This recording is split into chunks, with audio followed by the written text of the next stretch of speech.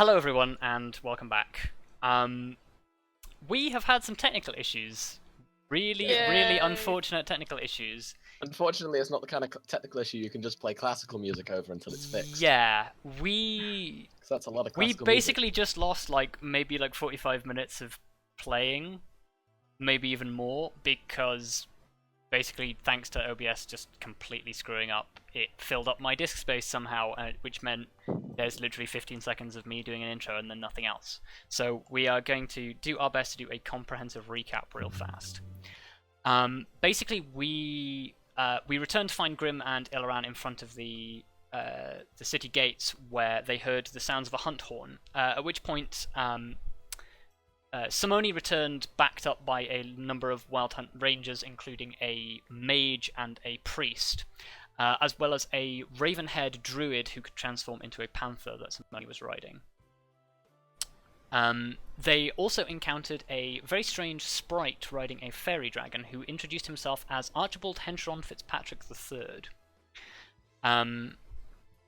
who you will now see on screen as I bring up his picture. He basically introduced himself as a very tall tale-telling fey creature who believes himself to be an adventurer, whether or not some of his adventures are imagined or exaggerated is another story. Grim basically accompanied some of these new travellers back to Silverbrook Hall, where he engaged in conversation with a few of them for a period, and at which point the remainder of the party returned from the halls under Silverbrook. They brought each other up to speed on what had been happening, found out that Archibald is a tiny bit racist towards anyone who is basically not an elf or a fey spirit. Yep. I think tiny bit is a understatement. Basically, as much of an understatement as he exaggerates everything. Yes. You never fought a manticore. Simone attempted to get him to behave, at which point the party realised that Lily had basically gone missing. So several of them went off in an attempt to find her. Some of them went outside for a walk, and V has gone to get bandaged up and change of clothes. Right before we took a brief pause, Archibald made a rather snide comment towards Ilaran and Simone, which caused Simone to basically roll a natural 20, which caused her to turn around and, literally out of sheer spite towards how Archibald was behaving, publicly kiss Ilaran on the lips. Rather sensuously, I might add, at which point he became incredibly embarrassed, as did everybody else in the room. And Vondal did a big cheer. Vondal did a big cheer. And that is basically where we end or where we begin, as Simone takes Ilaran's hand and says, "Let's go outside." I love Simone. Simone is like my favorite character. Yeah, the best. Simone's the best NPC. I thought it was Archibald, but then he was a racist prick. Nope, it's Simone now. Simone's great. Simone is what is commonly known as a boss-ass bitch. You're right. Seriously, A though. big BA. Yes. And Ilaran loves it. Yep. Ilaran loves it. Wow. I mean, he did literally... Oh, that was the other thing I forgot. We lost the comment! We lost that comment that Archibald made. Damn it. Which comment? What comment? The when he first met Ilaran. Oh, yes. Quick, I say that will again. repeat it because I have it written down. Yes. Oh, You have it written down. Well, Fucking hell, it's one of his introductory dialogue lines. Wow. Yes. Upon first meeting Archibald Henchron Fitzpatrick III, warrior extraordinaire and honorary Wild Hunt member, he was introduced to Ilaran, at which his response was, "Ah, so this is your chosen mate. He is a strapping fellow. He's a bit young though, isn't he?" Yeah. Which understandably made the two of them blush, and Grim basically give shifty eyes to Ilaran. And it was glorious. It was pretty damn glorious. glorious. I'm sorry we had to lose that. I know. And Luka's reaction. And Luka's reaction because it Yeah, was fucking I gold. Which started was- gross laughing. which was actually no, most of our reactions, which was massive laughter. Yes. It was And pretty it's great. going, oh! Oh, snap! Yelling. They've been together for like all of like 48 hours. And now they're already fiercely making out just to spite an old racist man. That's the Good. most beautiful ship I could ever ask for.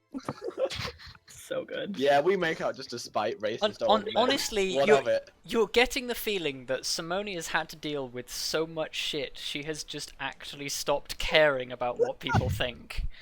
Good. Aw. Her fucks are so low right now. Yeah, like, Yep. And they're going for a walk as well. the fuck dispensary is empty. Anyway, let's carry on. Yes. So, V, I'll come back to you because you're looking for somebody to help you repair your dress. Yeah. Vondal, you walk outside, briefly followed by Eleran and Simone, but if you choose to walk in a direction, they're not going to walk in the same direction as you. Okay. I'll give it Wow, a guys, where are you going? Nothing sordid. Wow. Mm-hmm. I don't think Vondal's really going in a direction. He's just like leisurely strolling around, taking a bit Wandering. of fresh air. Yeah. Okay. Having a- He's not really going. He's also probably not walking particularly fast. It's just like a casual stroll. Like he's more looking around rather than Yeah. actually focusing on walking somewhere. Yeah. You wander off and actually, like, sort of like as you watch out the corner of your vision, sort of, Eleran and Simone walk maybe 30 feet away from the hall and just stop and have a conversation. And you get the feeling that sort of it's Simone is catching Eleran up on what happened in the week that she has been gone. Because for those of you who missed the explanation, basically, time in the Feywild it travels slightly differently. Simone was gone for what she believed to be a week, and only turned out to be basically a couple of hours in the real world. Feywilds, they're weird. The Feywild is certainly a strange place. But yes, you sort of begin to wander about town. Is there anything in particular that you're looking for, or are you just wandering? He's probably just wandering. If he finds, like, he probably just wanders around a bit, just kind of have a look around at places he didn't go while the town was still intact. But if he finds somewhere that he thinks, yeah, that's a nice spot, then he kind of just drops himself down somewhere, like under a shaded tree or whatever. Just plots himself down and basically starts considering the day. Okay. Yeah, you walk a short distance and you actually find sort of like a small vista that sort of like overlooks like the town and the forest beyond. And it seems to be mostly untouched by the devastation, although you can see parts of it from where you are sitting. And yeah, and you sort of begin to muse to yourself.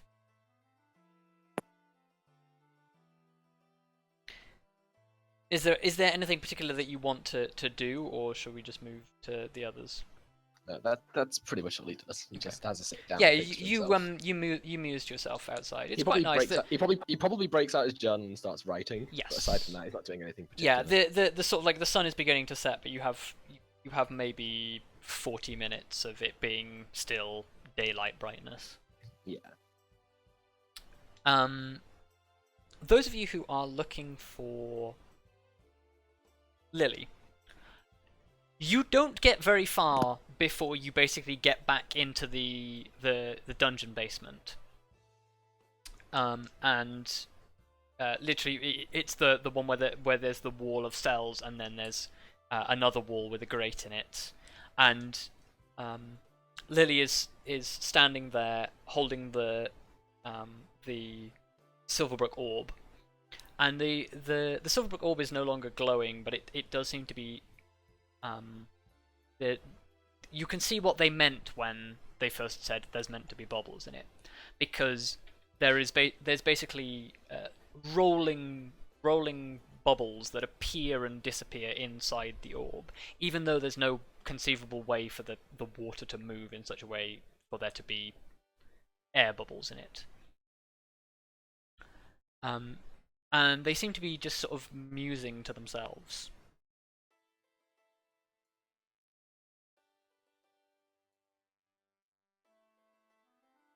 What do you guys do? I have not It's seen that. dope. Oh. I've yeah. never seen that before, so I'm just confused by it. I'm like, okay. Yes. Grim, this is Lily. They are Hey, a Lily. They're a dryad of what's the order called, Ferrous? Druid. Druid! Druid. Fucking Sorry. Luka. Druid of the I'm circle. sorry. Druid of the Circle of the Circle Land. Yeah, that. Lily, this is our companion, Grim. Lily seems to sort of snap out of their thoughts and be like, "Oh, hello." Hey, how you doing? I'm Grim. There's a brief moment where Lily opens their mouth, looks at you, Arya, and then goes, "It's nice to meet you too." Why did they look at What? me? Okay. I'm down here. Yeah, Oh. no, they're looking at you, and they sort of like extend a hand to sort of shake your hand. Oh, okay. Okay. I'll Why shake. did- why I'll did they shake look at me? her hand. Insight Which is- check. Yeah.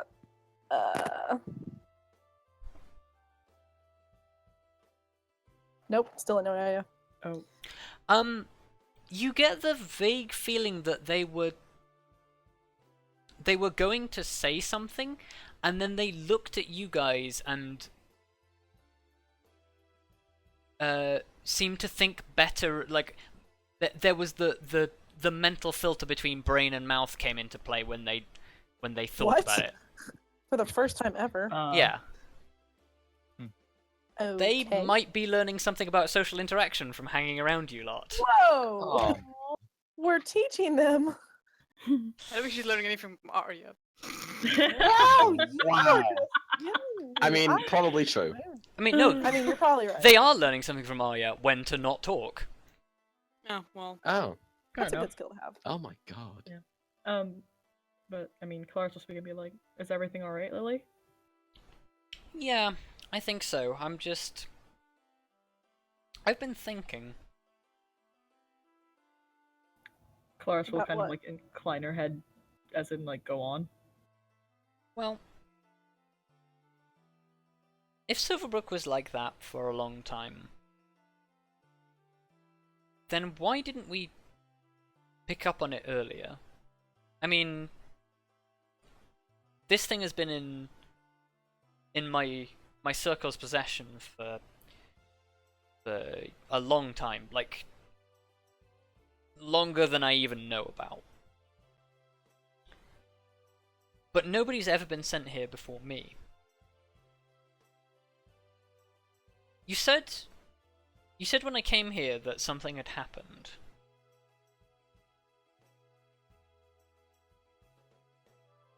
What happened? A chimera attacked.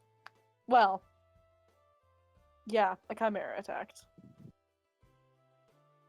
Hmm. That's why the town is like this. Because Well, a magical chimera. I'm more magic. specific. It's not natural. Whatever that thing was, it is not a natural chimera.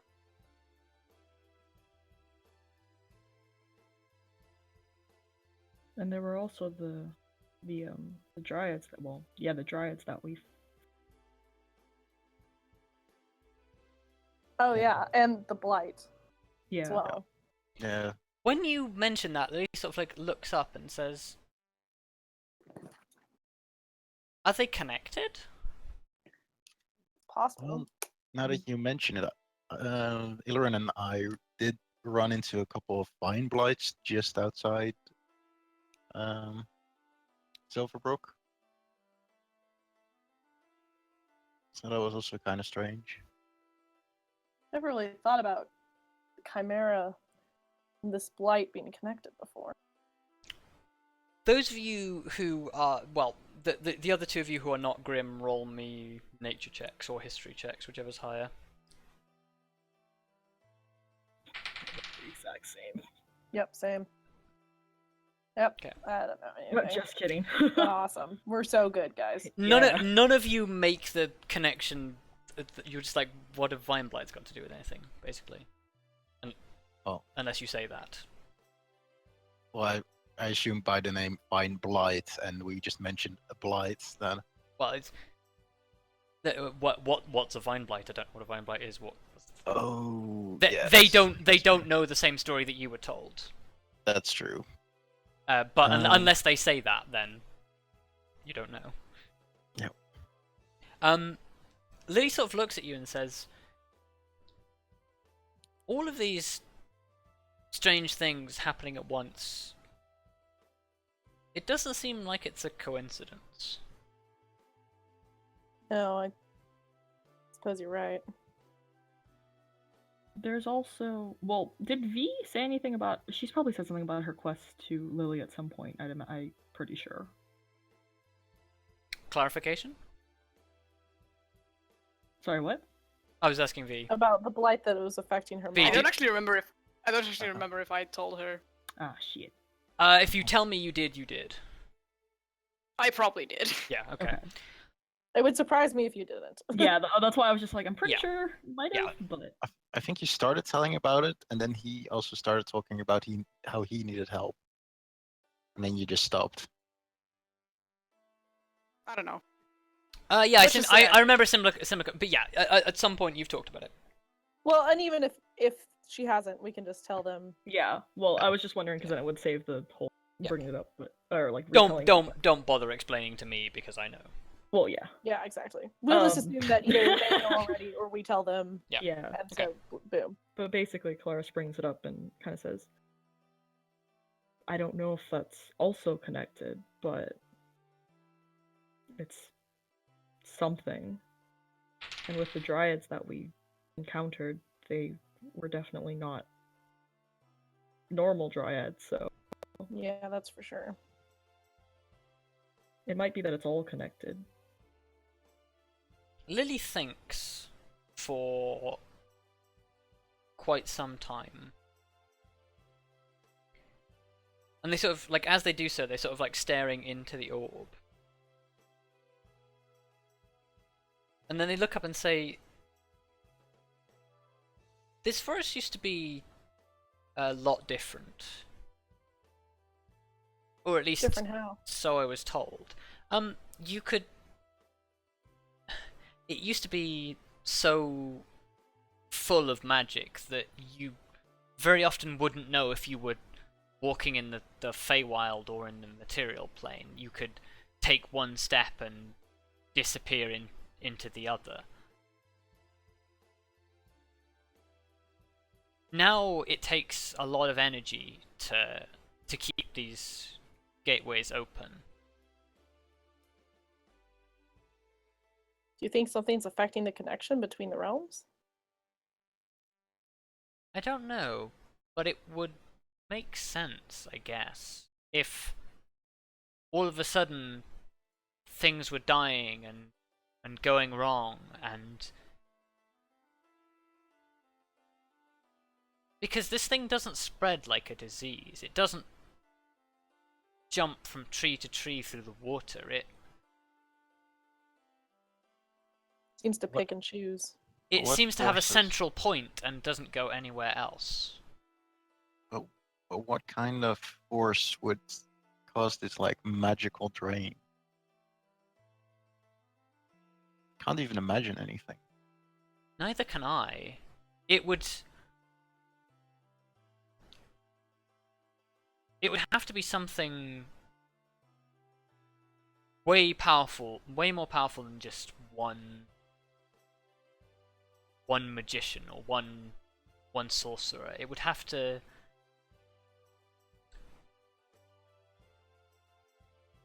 It'd have to be like Silverbrook, where you have one source of power that leads directly into another.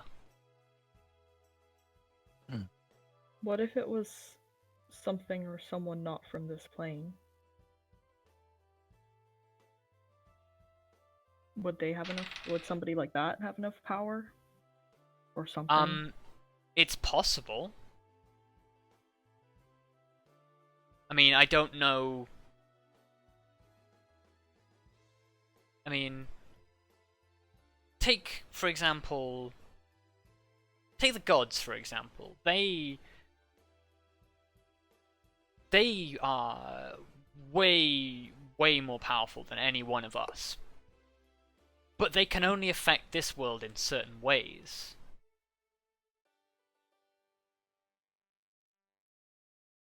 I'm not very good at explaining, but I think it would work in a similar way. Hmm. You'd have to have... And at this point they falter and say... You'd have to have something in this world to act as a gateway, or a conduit, or a window. Sort of like the wraith. Is it wraith glass? Is that what it was called? Like the Wraith Glass, yeah. Shit. One. So basically, we have to find the source of the disease, or the, I mean, or the drain power. Is it possible that there might be more wraith glass elsewhere? Wraith Glass is rare. It's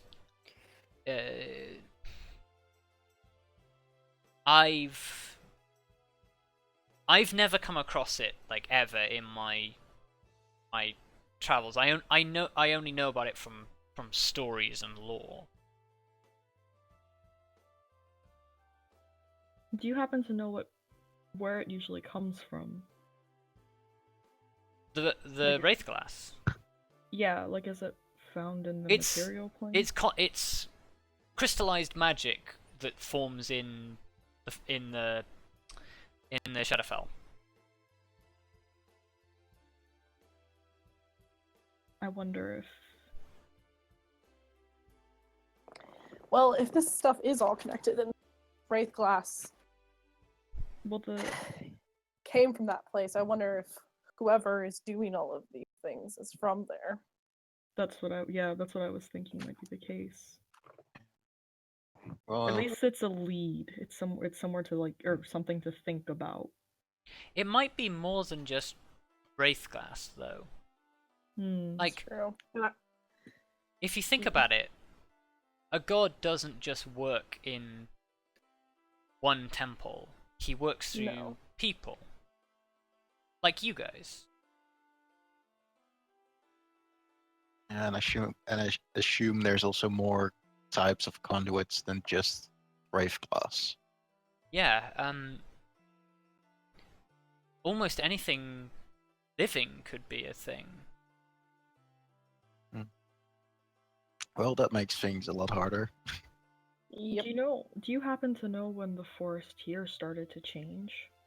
Did anybody tell you anything like that? Do you mean Silverbrook specifically, or do you mean the forest as a whole? Well, how Lily was saying that the forest used to be different. Like when did that change Oh, start happening? they're referring to the forest as a whole, and this was Right. hundreds upon hundreds upon hundreds of years ago. They don't know a specific date. That's fine. I just idea.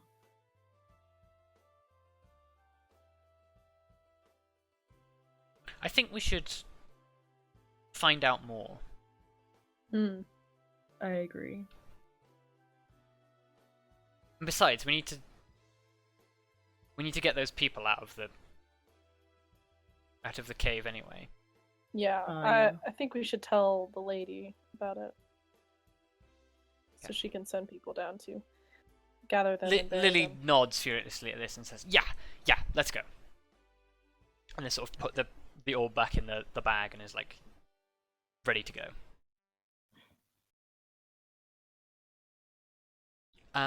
Okay. As you are having this conversation, V, you are in your room getting changed Mm-hmm. when you hear a soft tap at the door. Am I decently dressed? Not really, but you could put something on really quickly and be. Sure. Yeah, and then I guess I open the door and be like, hello? You open the door and Lady Yenna is standing there. Oh, hi. Oh, V, I wanted to inquire how your little foray had gone. Oh, well, we went down into the dungeon and we eventually found Silverbrook. He wasn't in a very good state, but we managed to. I think we basically pulled the cause out of the pond, and it seems to be all right now. She sort of takes you in your bedraggled state of half undress, and she's sort of like, yes, it seems like you went through quite the ordeal. Well, there was a lot going on, and actually a lot of weird stuff underground. You might want to get that checked out soon. Ma'am, your hall is infested with monsters. She looks concerned when you say weird stuff underground, and she says, what exactly do you mean? V starts doing like these giant like arm gestures, like big spiders and shadow monsters, and the weird blobby things which absorb you and slowly kill you. Lady Yenna can barely conceal looks of fright as you describe this. Oh, Lady. Do I notice? Yes. I nod very convincingly. It's very scary. Oh. It sounds it. Are you? I'm glad to find you all in one piece. Mostly. Yeah, I think I owe my life to my party members. Seems. Yeah, just a few times over. Seems as if I owe you a favor yet again. Well, don't offer us any more heirlooms. Please. She will probably say she yes. she smarted out, but no, I understand that. But if there is anything I can do, I will gladly help. I think I'm more looking for knowledge right now, and possibly cures for plants and trees. And to repair your dress. Oh yeah. And on the short term, a way to get my dress fixed. She takes in the damage to your dress and says, "Oh, perhaps that is something I could do." Are you well versed in sewing? Yes, it's actually one of the things I like to do in my free time. And she sort of as she's sort of facing you, she's wearing sort of like a fairly elegant sort of evening gown sort of thing. It's nothing fancy. It's a nice gown. And it's well made, and she sort of twirls in it and says, I made some alterations to this myself. Wow, that's really cool. You're pretty confident that she could repair the damage to your dress. Okay, well, I guess I give it to her and be like, well, I will trust you to fix it. Well, I'm glad I could finally help in some way. This is adorable.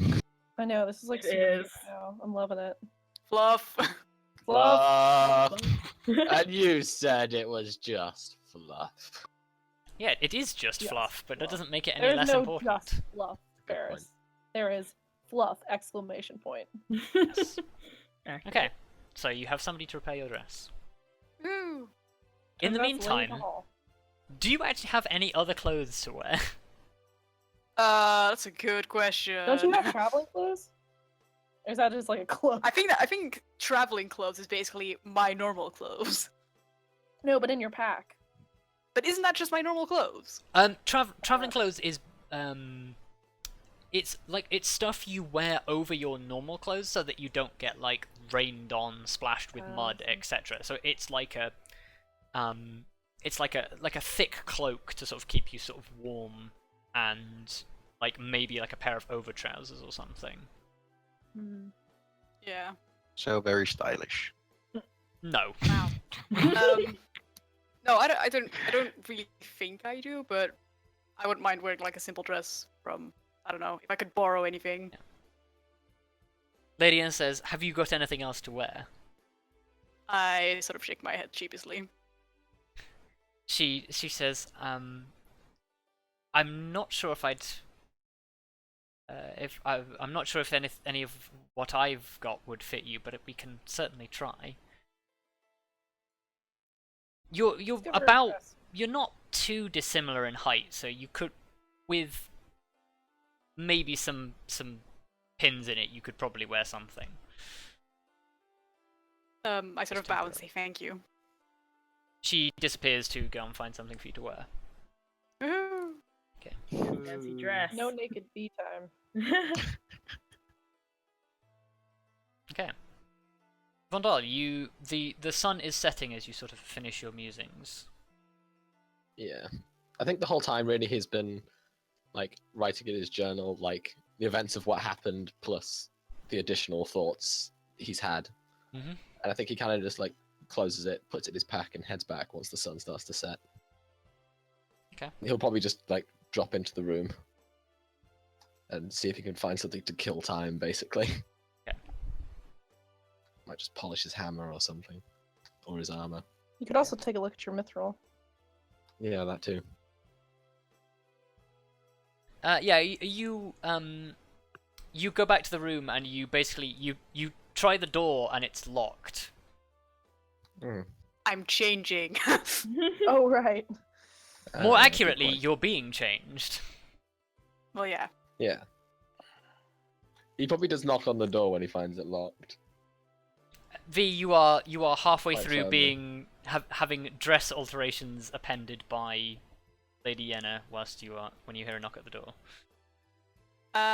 Just a moment. You are basically fully dressed. She's just sort of like pinning bits to you to make it sort of like just to sort of take a little bit of maybe like the height and the chest out of it or whatever. I don't know what you do to dresses. So My basically mother what would Ferrous know. is trying to say is he's saying they took in the hem so you didn't walk on it, and probably took back the sleeves as well so you could actually move your hands. She probably also tied a sash around your waist so it wouldn't just hang off of you. Those were words that There you Luka go. said. Oh my god. Luka knows. Look. My grandmother and my mother both sew. I very can sew, but I can't do anything with dresses. Like, I can mend a hole in my trousers, but I can't. I mean, I did Make a a dress. cushion once. I made a cushion once. Does that count? Yep. We did it when I was like Year 10. 8 Anyway. DT does not count, Cav.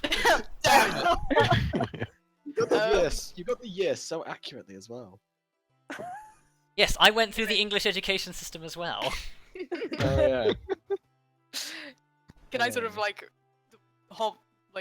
go to the door and open it, Yes. even if there's like pins sticking out of Yes. my dress? Lady Anna sort of like chases behind you, just trying to do things as you do it, as... Oh. Yeah, I sort of go, hi there. you open the door. oh. V is dressed in quite a nice sort of like evening dress that you're pretty sure is kind of ill-fitting at the moment, but is in the process of being fitted. Would you like to come back later, or are you okay? Should be fine. Yeah, Lady Anna sort of like pokes her head out and says, yes, we're almost finished. Oh. Well, Noel looks slightly confused by things, but yeah, he makes his way to the room, probably drops himself on the bed Yeah, they or wherever he was sleeping. Lady Anna sort of like closes the door, doesn't bother to lock it again because obviously you're sort of dressed now, and it's just sort of like fiddling with the seams and things and getting you just right. And yeah, basically after a few minutes of that, you are good to go, and you sort of like you give it a little bit of a spin, and it sort of like it flares out a little bit, and it's quite nice. It's a lot like sort of heavier than you're used to wearing, but it's nice. It's not as silken as my usual dress. Oh well.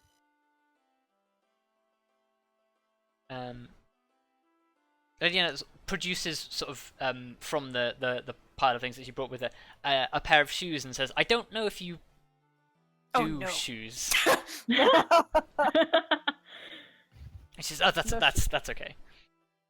I don't know if you do shoes. I mean, she's never seen me wear shoes, so. No, it's just funny. Yeah, she doesn't know your conventions. Anyway, as I'm done, I guess I'm sort of gonna lie down next to Vondal, like on my stomach, and just sort of be like, "Hey." Okay. You guys are gonna have a bro moment. Lydia sort of says, "I expect there'll be some food being distributed in a short while. So feel free to turn up as you will, and I'm going to see if I can't do some work on your dress." Okay, thank you. Thank you for your hospitality, Lydiana, just like before she goes. It's always welcome. What?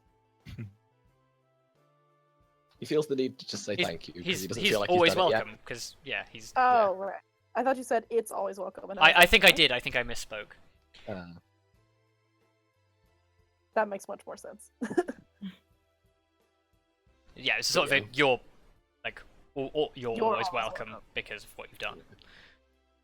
But Vondal probably, like, I guess takes off the chainmail shirt and stuff like that and probably ends up polishing it a little bit because lots of adventuring has happened. Yeah. So there's probably all sorts all over that hammer.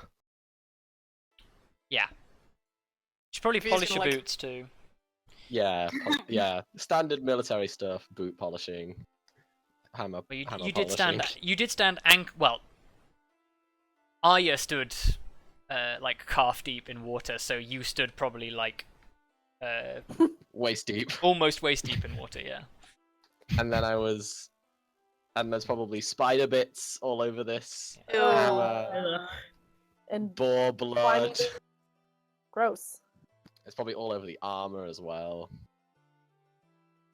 I can help you clean that. But yeah, in general, like V's sort of gonna like pick at her skin, which is still a lot of burns. Should probably bandage that, but don't pick at it. Oh yeah. You I'll say you got medical attention, and you can have. Whoops, shit. You can have 2 + 3, 5, 6. You can have 7 HP. oh sweet, that puts me back at 14. Hey. Yeah, in that case, she's probably not gonna pick at her skin because she can't. She's just gonna like. Well, it's probably like the surface of your skin is like a tiny bit sunburnt, but not sunburnt. It's like acid burnt. Oh god. Yeah, she's also just gonna like druid craft flowers and just like, I don't know, just keep herself busy. Like as he's polishing, he's probably just gonna like make the comment. You're looking in much better shape now. I still feel a little bit tired. I'm just glad it's a busy day. Yeah, I'm just glad I get to take a little rest.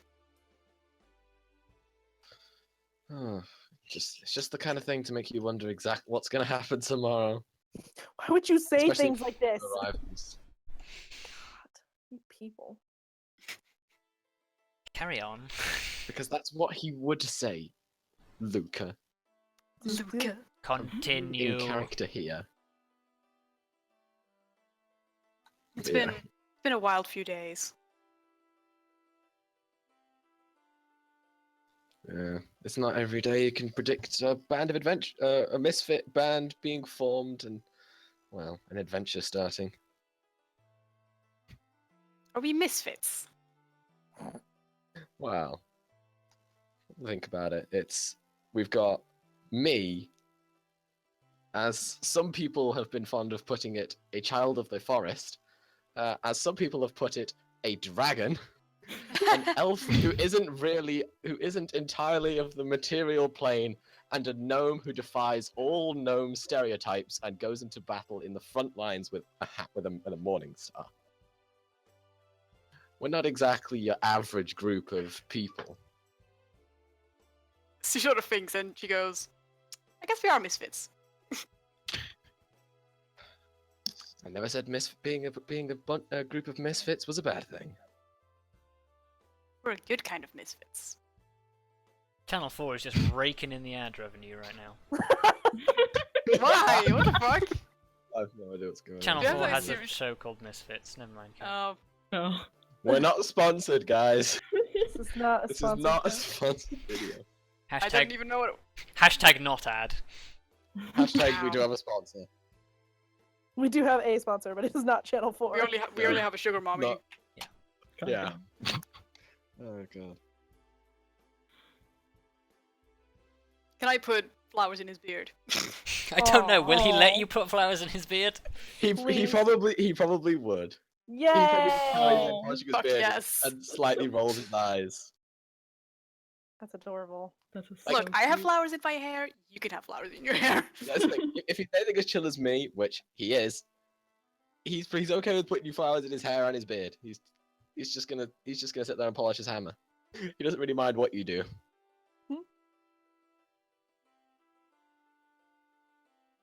Your mind returns back to a conversation you remember having with Cora about not having kids ever. Oh.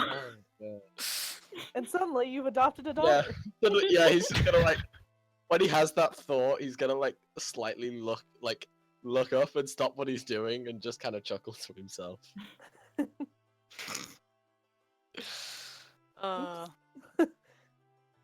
Plus one daughter. Plus one adoptive daughter. Add adoptive daughter to your character sheet. Quick, I'm gonna modify my bonds. Oh no! Oh no! It's going. I've joked about doing it. I'm actually gonna do it. I may have joked in the past, but I'm actually gonna do it now. You Excellent. can't stop me. It's real. Shit. As you guys are max and relax and old school, Oh, Um, God. Wow. I need you to never say that to me again. the others are shooting some b-ball. No, they're not. What are the others doing? You've just finished having a conversation with Lily, and Lily is like, "Let's go." I guess we go find Lady Yenna Yes. to talk to her about Yes. bodies. You head into the corridor where your rooms are located, and you notice that basically the door to Lady Yenna's room is ajar. And unlike usual, there's no like every other time you've sort of been previously, there's been guards around, but there's no guards around currently. Probably not guards to spare. Yeah. Shall we knock? In case she is in there? It would still Yeah. be polite. Yes, I mean, of course We're not. not rude. No, we're not just gonna barge in. Gosh.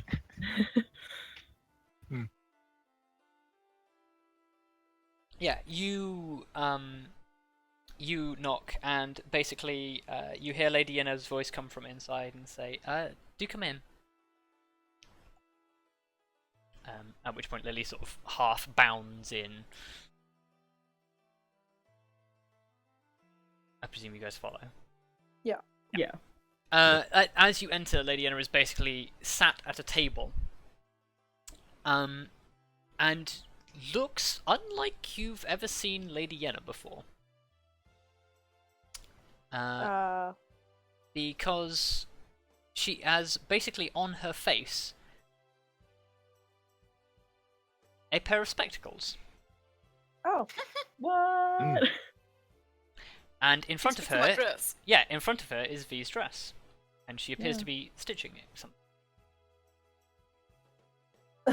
Okay. Lady Yenna, if you don't mind, we have an issue we wish to talk to you about. She puts the dress down on the table, takes the glasses off, and says, "Certainly. How can I help?" When we were down in the caves underneath the hall, we encountered, was it 5 bodies? 6. Six bodies that seem to have been there for quite some time. They were not buried properly, and we feel that it would be good to send someone down to gather them up and take them out to give them a proper burial. Bodies, you say? Yes. It seems like, from what we found in a journal that was also, or a prayer book that was also left down there, that when this whole issue with Silverbrook began happening, there were people that were trapped in the caves. It looks like they died of starvation.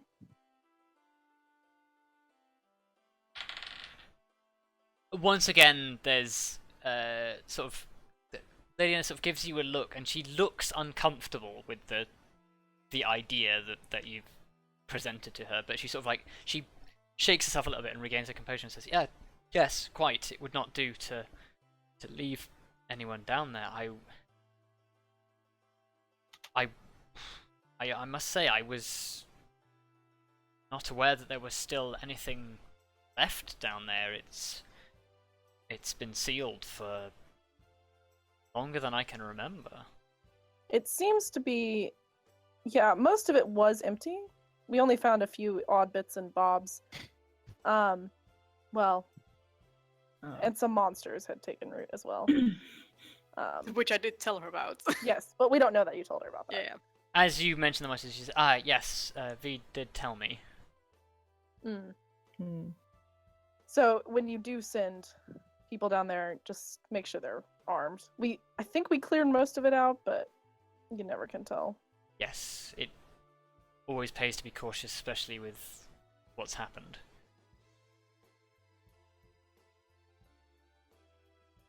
So what exactly did you find down there? Well, there seemed to be a temple to Sahanin. Not sure if you realized that was down there.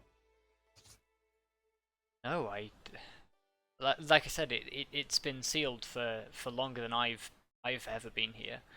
I knew there were layers below, but they were sealed away for safety, and that's all I knew. I had no idea there was anything of interest down there. Do you know why they were sealed originally? Like, was there a specific reason? I'm afraid I don't know off the top of my head. You'd have to ask my husband. It is catalogued. I believe I could try and find the records, but all my husband ever told me was it was for people's safety. I see. Because it just seemed very odd that the people would be left down there before it was sealed off. Yes, that is a troubling thought. They spoke of the old Lord Silverbrook's madness in it, apparently. It's just the reason why they were trapped down there. Lydiana pauses briefly and thinks. And she actually says, "Now that you mention it, I do remember stories. A sadly darker time in our history." What were these stories? I shall have to see if I can relate them. Basically, when Silverbrook was founded, it was built around the spring, and they many great architects built the halls underneath and the hall above, and the lord at the time, he was not Lord Silverbrook, as Silverbrook was not yet completed. He was a very pious man, and he followed the free gods as anyone did at the time. And he had three sons, the eldest, who inherited the title of Lord Silverbrook, and the other two went off and, from what I remember, were soldiers or adventurers or something along those lines. And when the firstborn son rode out with his host one day to defend the village from an assault, I believe from orcs, he was slain. And basically the second son was called for and returned to watch over the hall and be the lord. And when he returned, he brought with him his very, very beautiful bride. And he cared for her a great deal, but she was sickly and frail, and she had an illness that seemingly none could cure. He sought the advice of healers and clerics, and none of them were capable of healing his sick wife, and he grew very despondent with the whole thing. And as far as the stories go, one day a traveling cleric came and promised that he could heal the Lady of the Hall, and it said he labored for days, but nothing came of it. And this it was around this time that his wife died, and Lord Silverbrook became detached and cold, and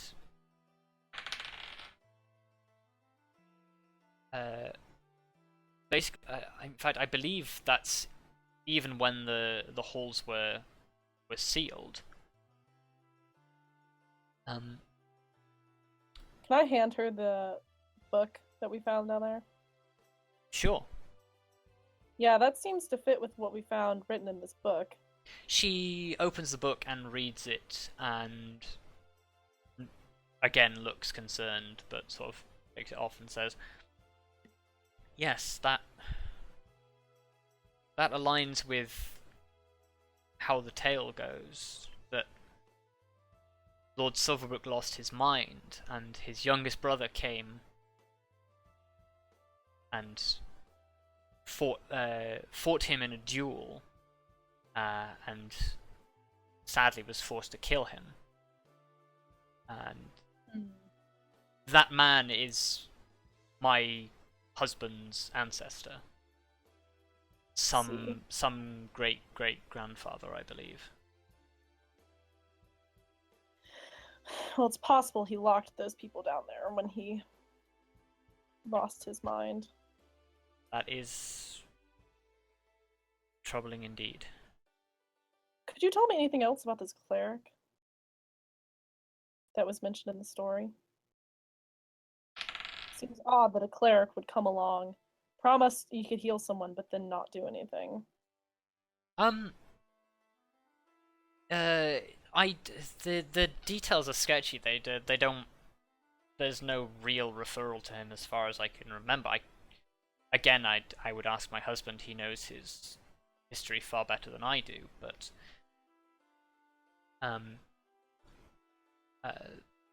some call him a cleric. Some call him a wandering healer. It varies between retellings. But the detail that remains the same is that he labored over the Lady of the Hall for 3 days, 3 days and 3 nights, and basically nothing could be done. At which point she passed, and the Lord fell into a pallor and became despondent. The stories never tell of what happened to the cleric, though. Some of them say that when my husband's ancestor returned to reclaim the hall, that the cleric stood at his side. Though I do not know how much truth there is to that. Because we found wraith glass at the bottom of Silverbrook, and it seems to me that someone would have put that there before they closed the hall. And seems odd to me that this person would appear, all of this would happen, and then they would just fade away in history. Sorry, I'm not familiar with Wraithglass.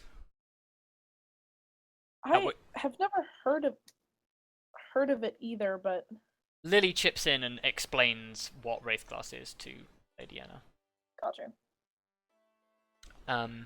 At which point Lady Anna seems perplexed, but says, "Yes, I can certainly see why that would be a problem. Yes, it seems as if this dark part of our history has more to the tale that is lost in time." I just wanted to know if you knew anything. Thought I'd just check. That's the extent of my knowledge, I'm afraid. I know a little. When is your husband due to return to the hall? Do you know?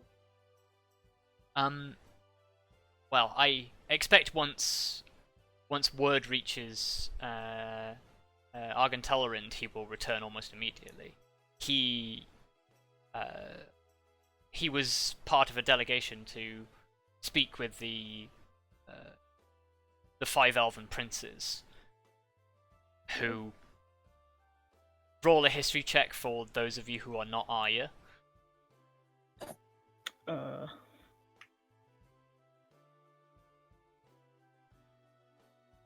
Nope. Wow, Kelariis scored us hitting these Grim? low numbers. Look. Give me a second. Oh, I just can't seem to find. Oh, there it is. Really just temporarily Okay. fall asleep. Wow. Neither of you still have better heard than of the playing. 5 elven princes. The fuck, there are princes? Arya, you know that the I don't 5 think elven princes. princes are basically, they're not actually biological princes. They are the elect council that basically governs the unification of elven culture as a whole. They're basically like the elven version of Parliament. Why are they called princes? That's sexist. Um, Well, they are not. They're called princes, but they're not all male, etc. Yeah, I figured. And they are basically. Well, it's like the House of Lords. Yes, there's one delegation from each of the races. So the High Elves, the Wood Elves, and the Moon Elves.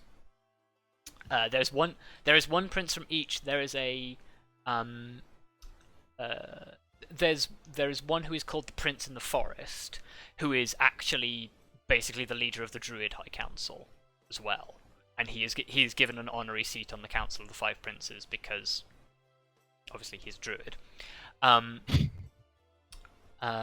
then there is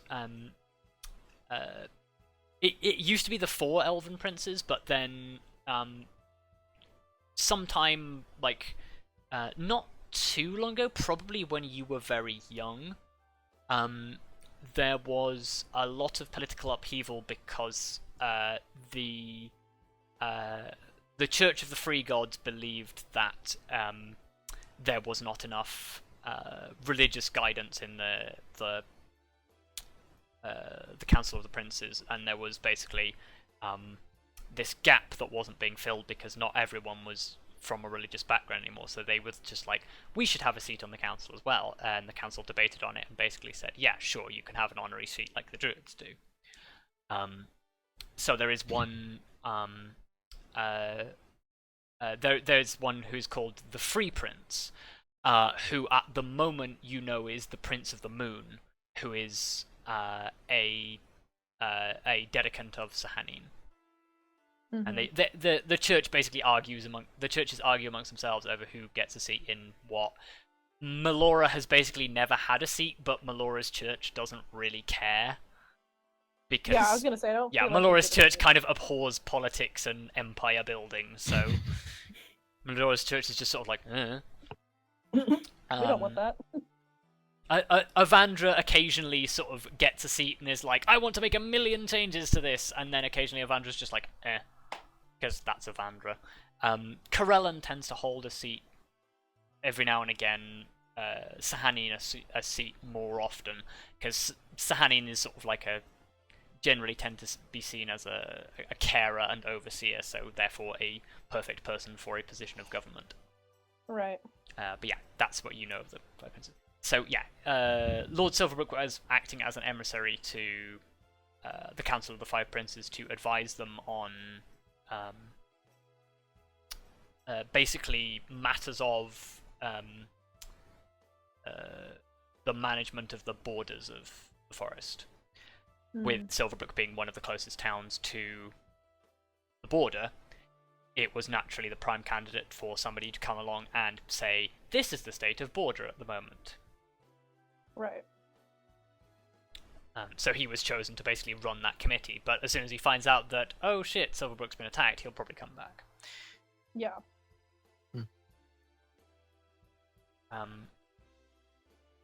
Yeah, she basically says, it'll be nice to see him again. I've probably not seen him for nearly 100 years now. Whoa! I thought he was just away for like What? a week. Holy That's shit! a long ass time. So did I. In Elven terms, not so much.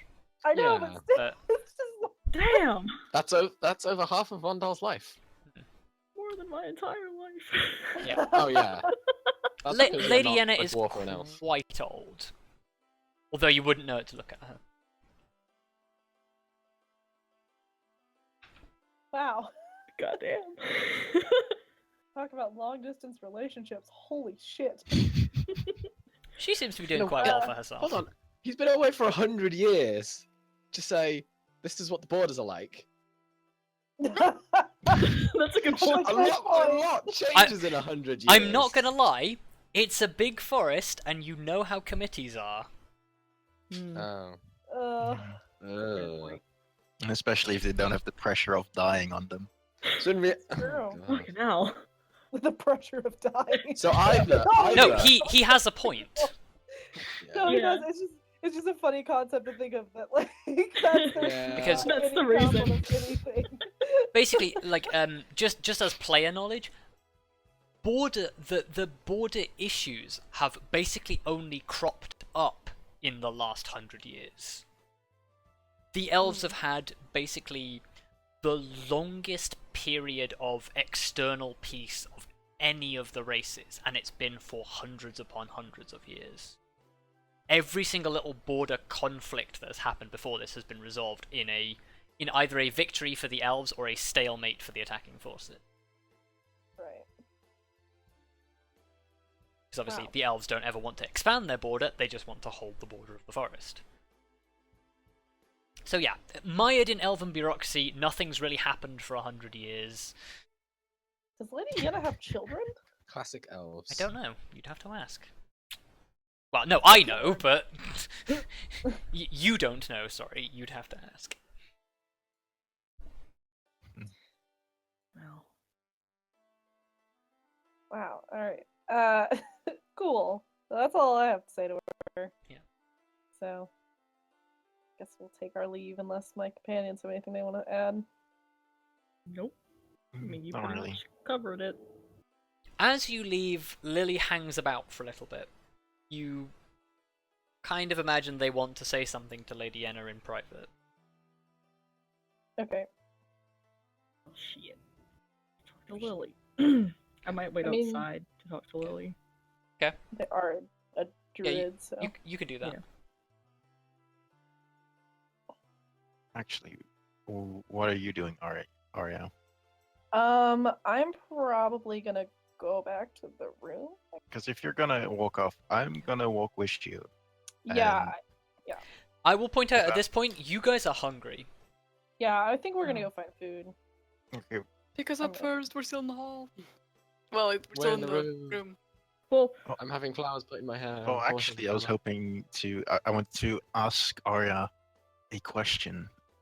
A one-on-one. Okay. Dun, dun. Right. Damn. So, as we start walking away, I'd like to say, Arya. Yes. Don't say it like that. Yes. Yes. I just wanted to ask about yesterday. Since Oh. after the Chimera, you seemed kind of broken up. And I just wanted to make sure you were alright. Arya looks like visibly tense once you mention like specifically what you want to ask her about. And she kind of like grips her sword. Let's just say I've encountered that specific chimera, and it didn't end well. That's all I really needed to know.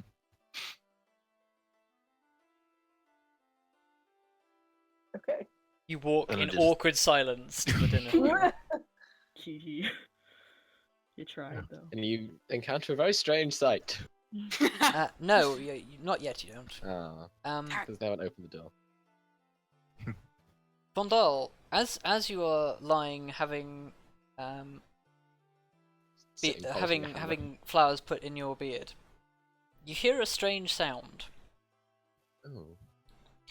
It sounds like a sort of a groaning and rumbling sound. Silverback? Oh, is it Oh, my he's stomach? hungry, you idiots. Oh. That's my stomach. It's not your stomach, it's V's. Oh. It's V's stomach. Oh. V is hungry. Oops. Well then. But is she hangry? No, Sounds that's like Arya. you need to go get something to eat. Wow! Wow. God, you guys are so Wow. mean. Yeah, probably. Do you want to do that now? Yeah, sure. Yeah, I'll just pop my hammer on the floor. Probably doesn't put his armor back on. He's wearing clothes. He's fine. Well, I think that's the first time you've been to dinner not in your armor. I know. You really are getting I'm relaxed. sorry. I'm sorry. He's hungry now. He's not hungry in 10 minutes. It takes him 10 minutes just to put his fucking armor on. It does take you 10 Okay, minutes to fair get your point. armor. It takes 10 minutes to put heavy armor Accurate. on. He's not standing around for 10 minutes just so he can go have food. You walk out into the corridor with V. At which point you walk down the corridor and you pass Lady Yenna's room where Kelariis is sort of like leaning against the wall waiting. I nod as they walk past. I wave. There's the flower. I'll give Yeah, her a do I little salute. notice the I give her a little flowers? salute. Yes, you do. Flower. Vondal just I- casually gives her a salute. I call after Vondal, nice flowers. Not actually, not like in a mean way, but like legit, like Yeah. nice flowers. I'm just gonna say they are, aren't they? Yeah. Wow. I give them a big grin. Let me continue with life. I have this mental image of you guys walking past Kelariis, and as you walk past Kelariis, it just says A talk. Wow. Wow. Thanks. You're literally just like that stereotypical NPC who's just leaning up against the wall, and you're just like waiting for them to initiate dialogue. Look. But yeah, And you you just say a Yeah, I random guess- thing as we walk past. I guess I turn around and go, don't you want to get food? I do, but there's something I wanted to I needed to ask of Lily first. Okay. I'll join you guys soon though. Don't worry. And I smile. I'll try not to eat all of it. Yeah, leave some for me if you don't mind. She is a big dragonborn. He holds up his hands and just goes, I'll try. Leave some for Dragon Mom. He will. He's Dragon just, Mom he's and just- Dwarf He's Dad. making jokes. I know. Dragon Mom and Yep. Dwarf Dad. With their tiny plant child. Tiny plant child. This is beautiful. What a Great. family. tiny Wow. plant child, angsty dwarf, angsty elf, teenage Teenager. daughter, Yeah. and whatever Grim is, the weird uncle. Yeah, weird uncle. Damn. Oh. Hey guys, look, it's Uncle Graham. insert 3'3". Who just buys like really inappropriate presents like toy swords and stuff. Yeah. Hey, look. You can't just give her a sword. Sure you can. And Graham just goes, I just "Oh, did." why the hell not? What if she hurts herself? It will be a very important lesson. A sword is a tool, not a toy. And he like says some like somewhat insulting things to people at dinner, and you're just like, Gets drunk and offends people. He keeps bringing up politics at Thanksgiving. Yeah. Yeah. No. Oh. You're Or like, the what war. the heck? Oh, God. Yeah, He tells old war stories, that classic. clearly aren't classic. Oh. Uh, Did I tell you about the time I slaughtered an entire battalion of German troops using only a razor? Oh, not a razor, an eraser. Let's move on. Yes. Yeah, let's do that. You guys carry on down the hall, and Clarice, you wait for a few moments, and you hear the soft sounds of conversation. Are you listening to the conversation, or are you not bothered? No, I don't want to. I'm literally just waiting because I want to talk to Lily. Yeah. Okay. So you don't really pick up on anything of the conversation. You just sort of hear a conversation. And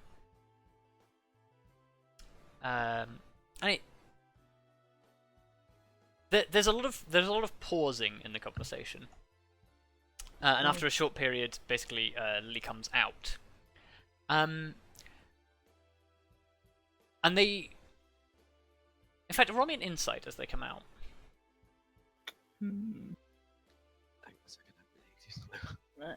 you have to stop. Oh, shit. They look kind of almost a little bit not quite down, but it looks like they've got a lot on their mind. Kind of suddenly not sure if I really want to spring this on them now, but I'm gonna do it because I think it might be okay. Do they notice that I'm standing there, or are they kind of just have they walked out in? They walk out and they're sort of like they haven't noticed you yet, but like the moment they sort of step out into the corridor, they will. Oh, well, I'll probably wait to see if. Like, Yeah, Clarice would kind of- they step out in the corridor and look up and say, "Oh, Kelariis." Hi, Billy. Things go alright? Yeah, I think so. Okay. I hate to spring this on you so soon after coming back here and up out of the caves, but do you know where you're going after this? Not specifically, but necessarily, but in general. Well, my job here is done, and I kind of need to go back to the circle and tell them what happened. After that, I guess I'll just go back to being me.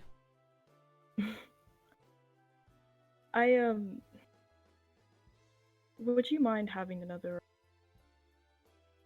small companion with you to take back? I have a friend of mine that might be better off with you than with us. The feels. They look at you curiously and sort of like, a friend? Come. Is it Grim? Wow. I was not expecting that. Holy shit. Oh god. I love how Clarice has that moment of hesitation, perfect, which is perfect for Lily's just butt in with that. Good. Oh. Clarice actually laughs at that, but shakes her head. No, Grim, as far as I know, will be traveling with us for quite a while. I'm sorry, I wasn't expecting that. Hilarious. Oh god. Thing is, you said a small friend. I know. Yeah. Grim is small and a friend. I know. I just didn't. It's the way you said it so deadpan. Just, is it Grim? Is it Grim? I'm sorry, I wasn't expecting that response from Lily. Oh my god, that's fucking hilarious. Okay. It's okay, Lily we is a missed great out on a lot character of to gold. play. We missed out on a lot of golden content in that 45 minutes that wasn't recorded, but we're making up for it now. No, it's not grim. And I kind of just like incline my head, like follow me, and I go back to the room. Yeah, Lily follows you. And I don't know, like, is Nugget just kind of chilling in the room somewhere? I assume? Probably asleep on a table, like Okay. as cats are wont to do in the evening. Yeah, fair enough. I'm gonna very nicely wake up Nugget because, do the nice, like, stroking thing. Yeah. Nugget sort of like blinks at you, sort of like, why do you disturb me? And just Classic cat. Yeah. Sorry, but I'm talking to Nugget at this point. I'm just like, sorry, but I need to but there's somebody you need to meet. I'm trying to keep like this as Kelariis is trying to be light about it, but Yeah. Yes. Yes. And she turns back to Lily and just says, "Lily, this is Nugget. I saved her saved her? I picked her up a long time ago. A long time ago, she says. I picked her up a while back as I started my travels, and she's been with me since then. But I think that after the recent events, she might be off not traveling with me when I'm so often in danger." As Putting you're myself relating in the the way story, of Lily is sort of like kneeling down and taking in this cat and just sort of very slowly just sort of stroking it. At which point Lily sort of like, without even looking up at you, says, "Hello, Nugget. I think we're going to be friends." Aww. We're really good at bombarding people with feels. I'm like having a lot of feels right now. Kelariis smiles because it's one of those things where you're just like you're an animal lover, you're a druid, but but she speaks to Lily again and kind of just says, "I hate to ask you to take her, but I don't want to be responsible for any sort of harm to her, and I don't think that she'd be safe traveling with us." Lily looks up at you and is sort of like, "I see. If you go to places like that a lot, then I can see why it would be dangerous for someone so small." Kelariis gives a sad smile. Turns back to the cat and continues to pet the cat and says, "I think you'll fit in just fine."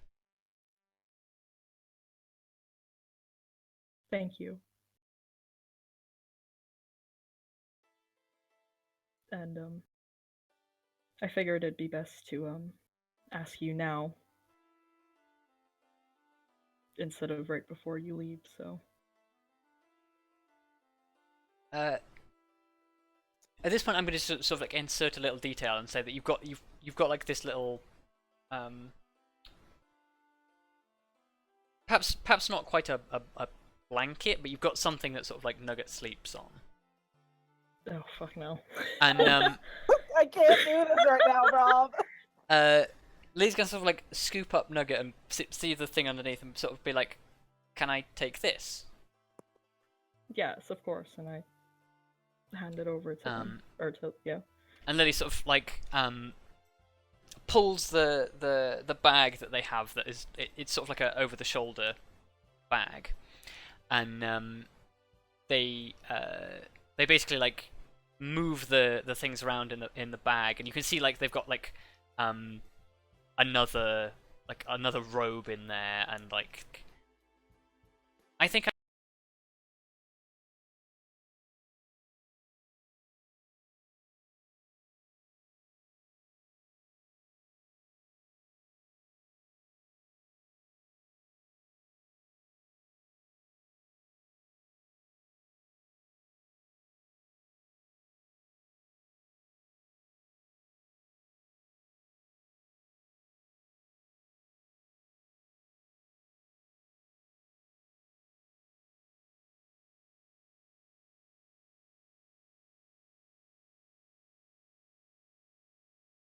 I know a place back in the circle where Nugget will be happy. I think that I couldn't ask for a better person to take care of her. They sort of half lean into you and sort of like hug you, but they can't really sort of like full on hug you because the cat in the bag is in the way. So it's sort of like it's a sideways sort of like half hug. Yeah, I hug them back, and They turn to you and say, "We should eat. I haven't eaten since probably this morning." Yes, I agree. I'm also hungry myself, so let's go before Vondal eats all the food. Lily looks at you in horror and is like, "Oh, a joke." Kelariis does the closest thing she can to a giggle, I guess, because it's just it's so sweet and innocent and I love it. Let's go. Yeah. And you guys head out. Okay. You guys are basically all in the main hall, and you actually notice, like, as you guys are in the main hall now, that some of the benches and tables have been brought out into the hall, and people are sort of eating at the tables, and there's a lot less casualties sort of in the hall. There's the dais area where Lady Yenna sat previously on the chairs behind the ornate desk is still put. The chairs and desk are off to one side, and there are still some people receiving medical attention in there. But you notice now that there is basically a long cloth that seems to be magically suspended in the air, that is basically like fencing it off from the general area.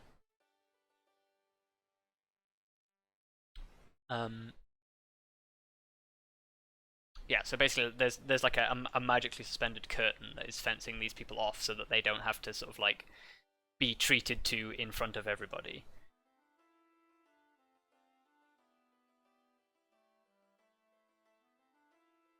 Guys? Yes. Yes. Oh, sorry, you were just really, really quiet for a few seconds. I wondered if we'd disconnected. Nope. Nope. I just don't have anything to say.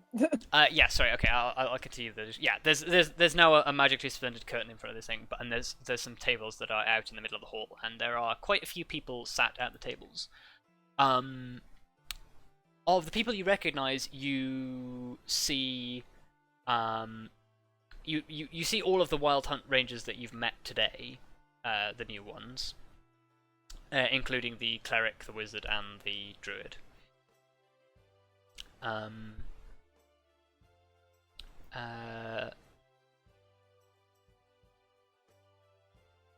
You also see Elrond and Simone, Lady Yenna, and you also notice that Taylor and the other two recruits that you met previously that fled during the battle with the Chimera are also sat up at the table, and they're basically all on. All of the recruits, the recruits and the Wild Hunt Rangers are all on one table. Ilran, Simone, and the Druid are all on a different table with Lady Yenna, and there seem to be spaces laid for the rest of you. There is a third, smaller table off to one side that seems to have some people that you don't particularly recognise. They were staff members from the hall. But they seem to have been invited to eat out here as well. Yeah, and there's basically places laid on the table with Lady Yenna and the others for you guys to sit on. I will basically let you guys sit wherever it is that you want to sit in relation to people. So decide amongst yourselves. I'll actually... There we go. Oh, hold on. Google Chrome just crashed. Oops. Oh dear. Awkward. Hold on. Wrong, please. Little shape. Sorry. Ooh, Bless you. bless you. Bless That you. was an adorable sneeze. Yeah, Helena has kitten sneeze. Ugh. V probably has a kit sneeze as well. Let's be honest. Probably. Let's just say that was in character. Yep. Did go for Look, swim today. my clothes were very wet for a long time. Oh wait, hold on, that should Yeah. just be a bench. No, I'm drawing them, isn't it? Yes. Just loads of stools. Yeah, I don't know why I did that. So many stools. Can't even select them. Right, try again. Oh, Again. Again. Did you prepare icons for our new companions? You obviously did for Archibald, but Archibald, however the fuck you say his name.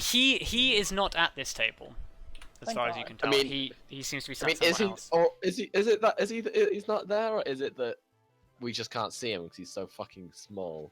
I think you would be able to hear him. Roll me a Oh, perception check with advantage.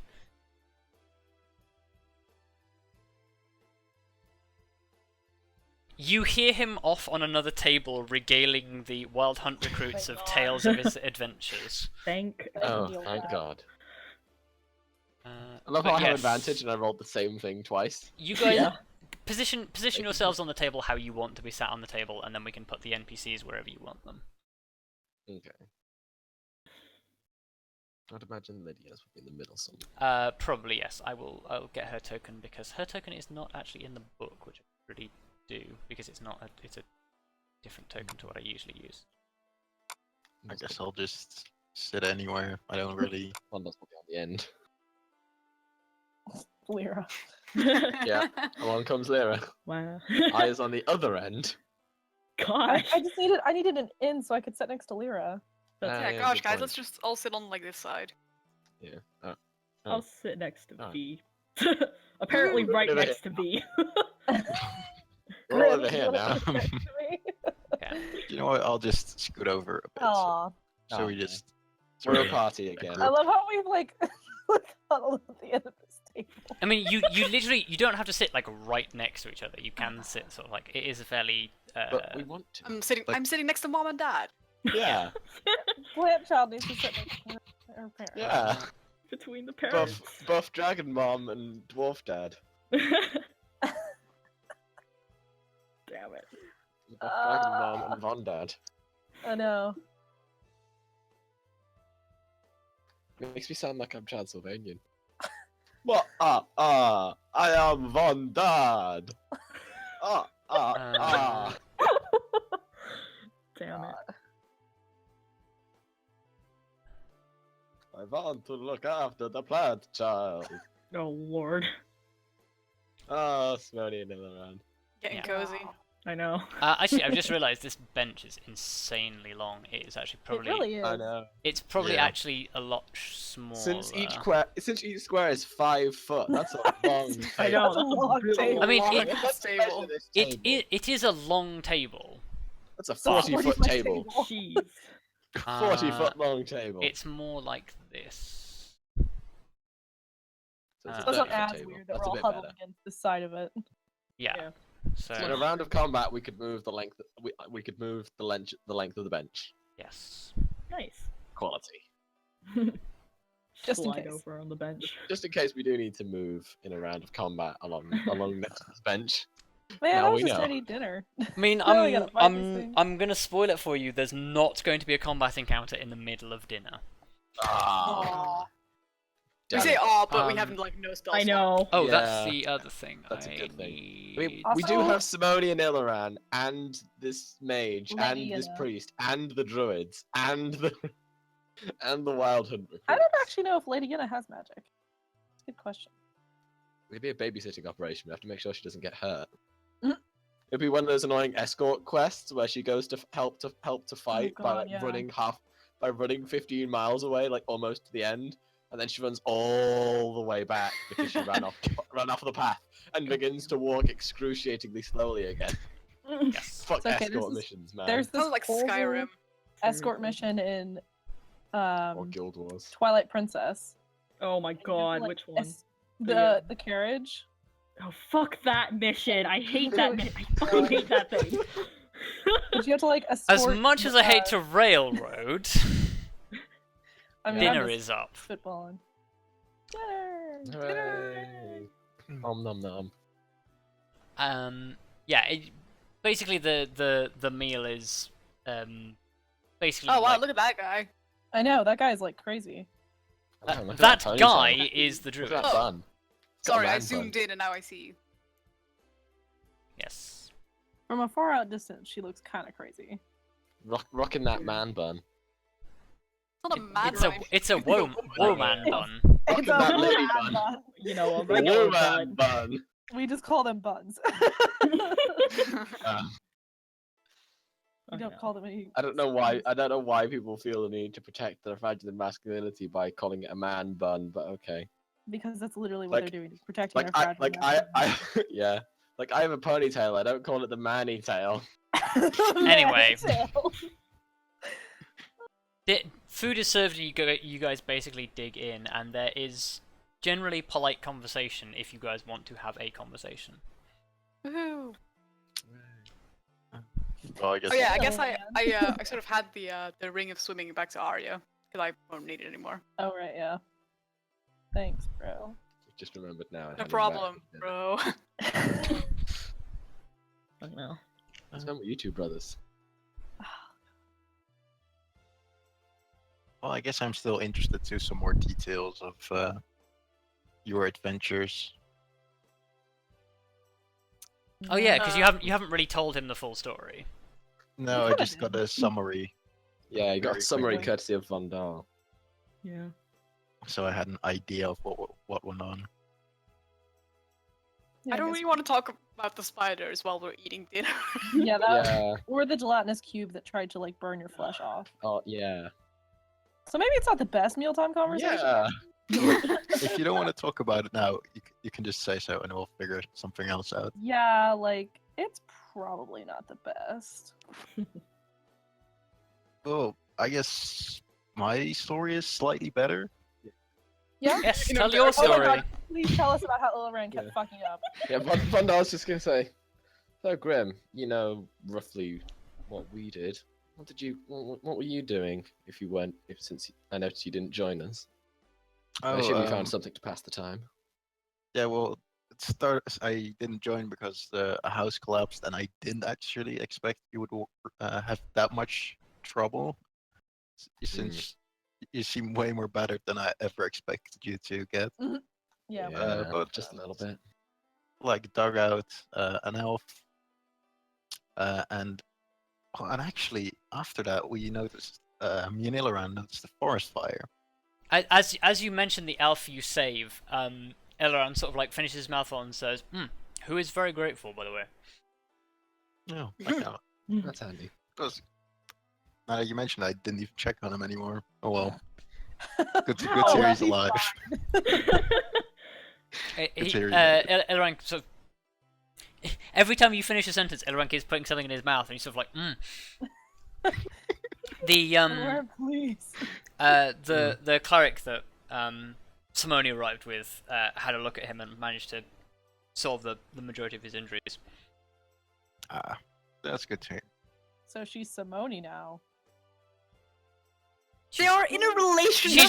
She's always hell, been Luka. Simone to him. Yeah. I know. Yeah. Well, when we Fucking first hell. met him, it was Captain Denarial. Yeah, because he was trying. Yeah, because to he be didn't know you. Yeah. He was being official We're and his stuff. friends now, and he didn't Yeah. attack us, Thank God for that. which apparently could have happened. Yeah. But yeah, so well, when we arrived, there was this humongous tree and some vine blights which we dealt with, but it was so funny. Every time Illiran tried to climb up. About that. No, just keep going, Grim. Come on. Somebody says, no, hold on, I want to hear this. He Grim. well, like after Simone says that, it's like he made it, but then he decided to jump off very nicely. That Wow.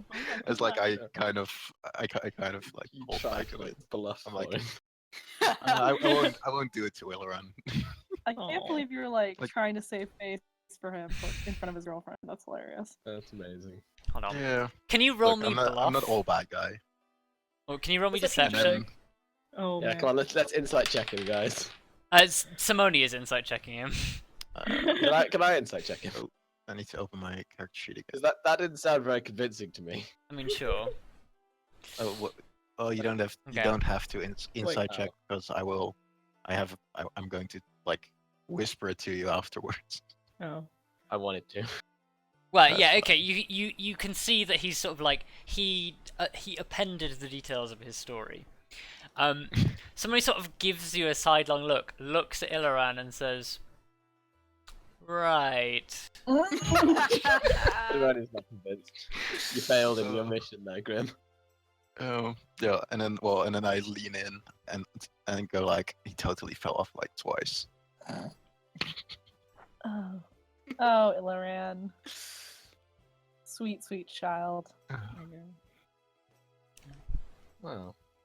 Sounds like And you had enough. as you talk about this tree, actually, the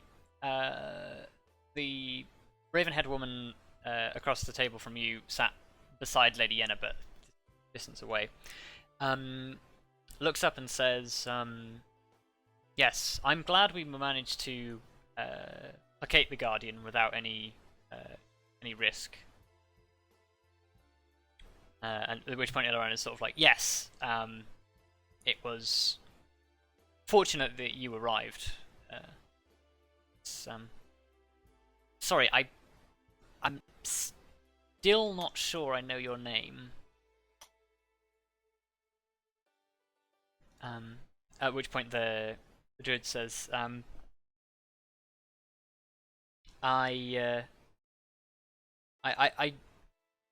go by the name Magnificent Falcon. Yes, Magnificent Falcon. Interesting. Oh, then. That is quite the name. Druids. Quite the name. Do we just call you Roll- Magnificent? She turns to you and says, "You may call me Falcon." Okay. Everybody roll me history checks. Ah, Okay. yes. Nope. Oh my Oh god. my god, mark Kelariis, please! Look. None of you guys know an awful lot about druid circles. Once again, Vondal, you do know that what are basically known as fourth circle druids take animal names. Usually when they are when you are a fourth circle druid, it's when you have achieved basically mastery of the wild shape. And many druids take the names of animals or the names of shapes that they prefer. Right. So this is someone who evidently likes being a falcon. Who, yeah, takes the form of a falcon. Although you did see them take the shape of a panther previously, but that was presumably so that they could escort Simone at the same time. I didn't.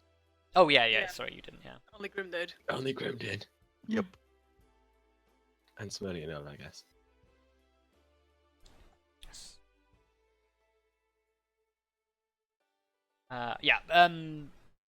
Basically, Magnificent Falcon sort of like continues the conversation and says, "Yes, placating a guardian like that is no easy task, but I must say I am." Oh yeah, that's the other point. Is Lily is with you guys as well, Yeah, I was about to Yeah. ask. So they know each other? because that's what they're about to talk about. Actually, no, they are. They are probably actually She they'll wants probably to take Grim. they'll They probably want to take sit Grim home. next to Simone. Right. They still have this cat in a bag, by the way. They're feeding it from the table. Probably not actually. Oh. I'm feeding Lyra. Whoops. You're just like, oh, I don't want this piece of meat dropped on the floor. They're all lapped up. Lyra's got to eat too. To front. To make this.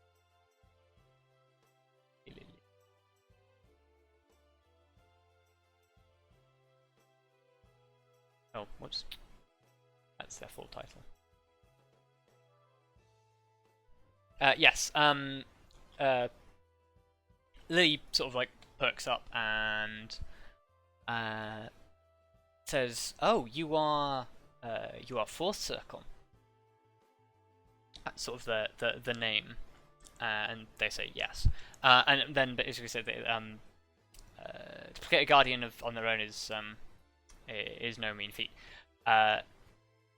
They turn to Lily and say, "Are you the resident druid?"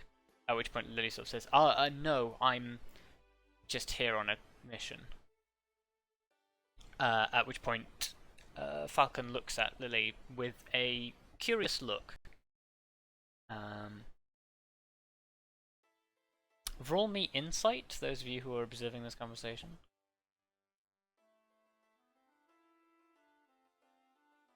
Oh. Aww. Even with a natural 20, Vondal's number is still technically higher than Grim. Goddamn. Yeah. And I only rolled a 15. I rolled a 1. So you did. Poor bad child. I've actually I'm been focused on my food. My Yeah. insight has I was been very hungry. well, mate. Yeah, like, this food is really good. Yes, so Vondal, Grim, and Arya. Magnificent Falcon basically looks at Lily and gives Lily a look that sort of says, like you get the feeling that they're sort of analyzing them.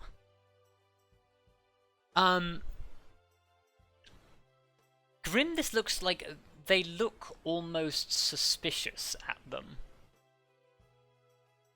Mhm.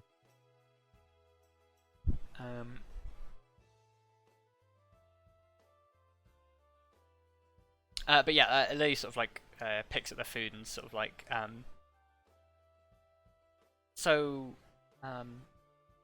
Falcon, I presume from your name that you've mastered the shapes of the air. At which point Falcon says, "Yes, I have. It is not an easy feat. Not many druids make it that far. But I have." And Lily's sort of like, I've never been that good at shapes. I can do a few."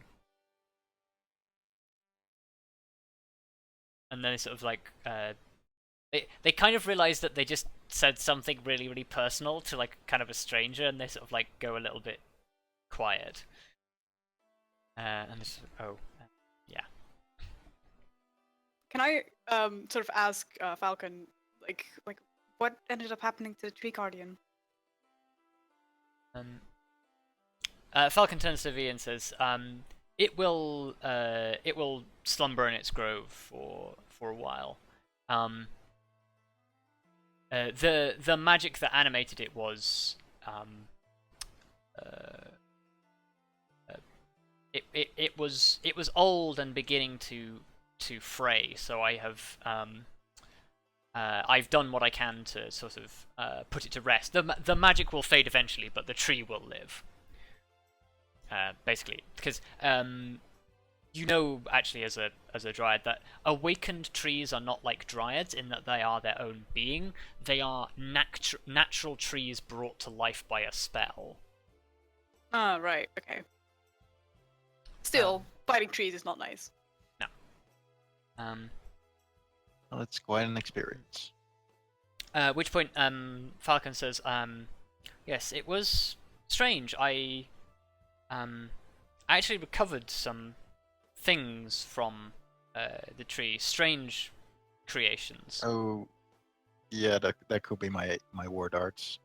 And I had to keep Falcon it distracted for a Falcon while. produces a series of war darts from the from a pouch in their uniform, and places them on the table. Oh. It's good to know you can at least hit a tree, Grim. I Oh, sort of like, thank you hit a congratulations. tree? Well, I had to distract it. It's not like it survived. it was humongous. I didn't know how else to get its attention.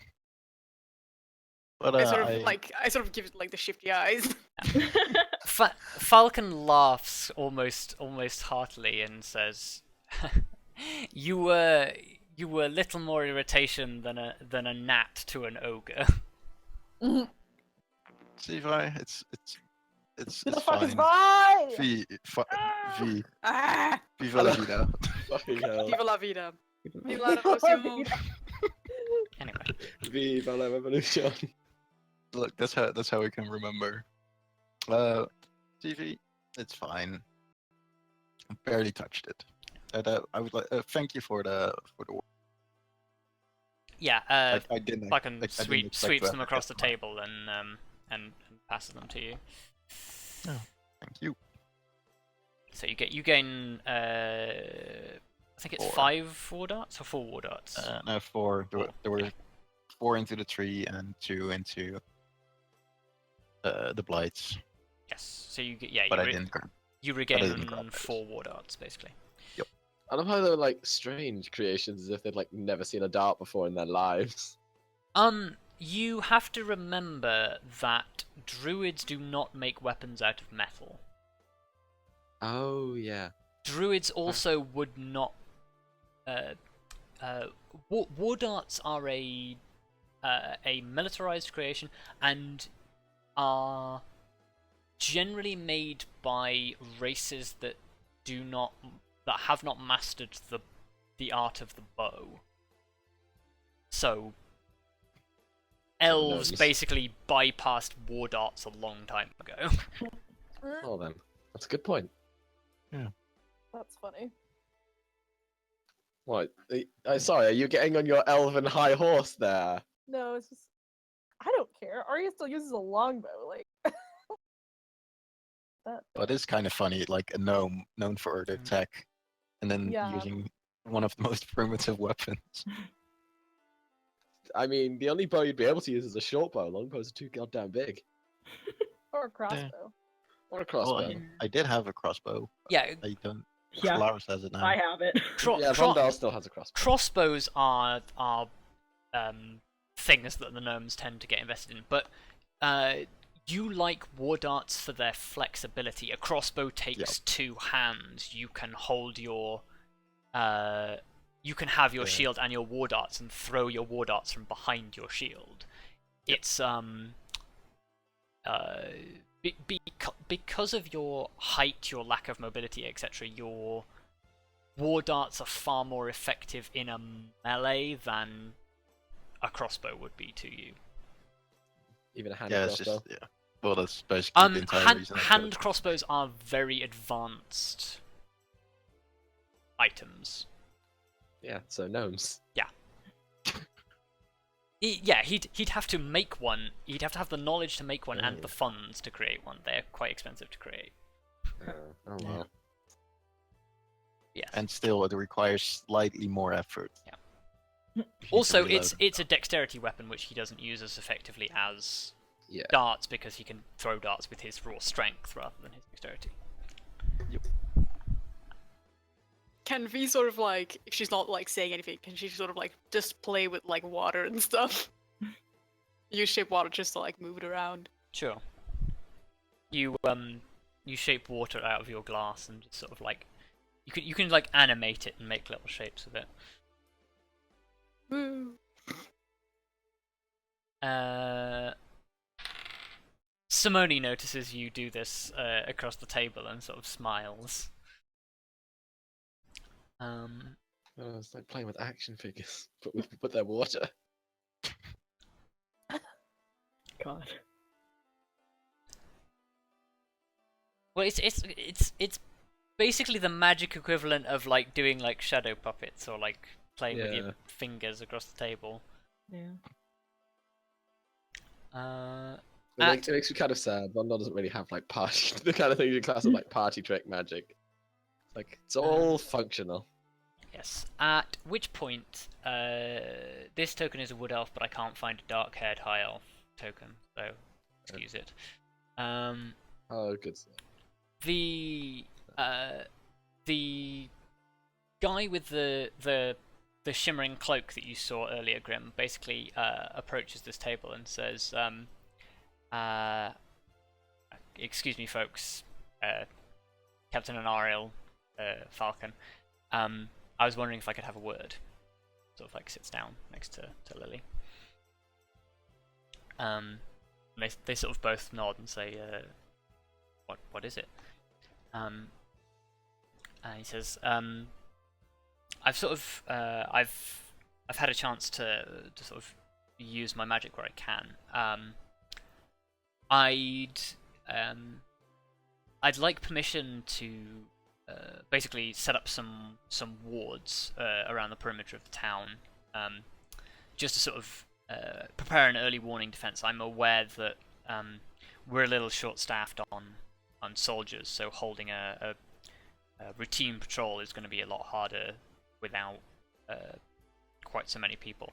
But I feel like I can, if I can get a ritual set up, I can put some magic wards around the town." At which point, Falcon and Simone are sort of like, "That sounds like a good idea. Yeah, go right ahead and do that."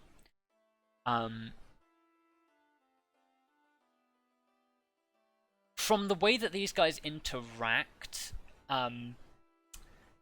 you get the feeling, just from the way they communicate to each other, that Falcon and Simone are of a similar rank, and this guy is sort of like a lower rank ranger.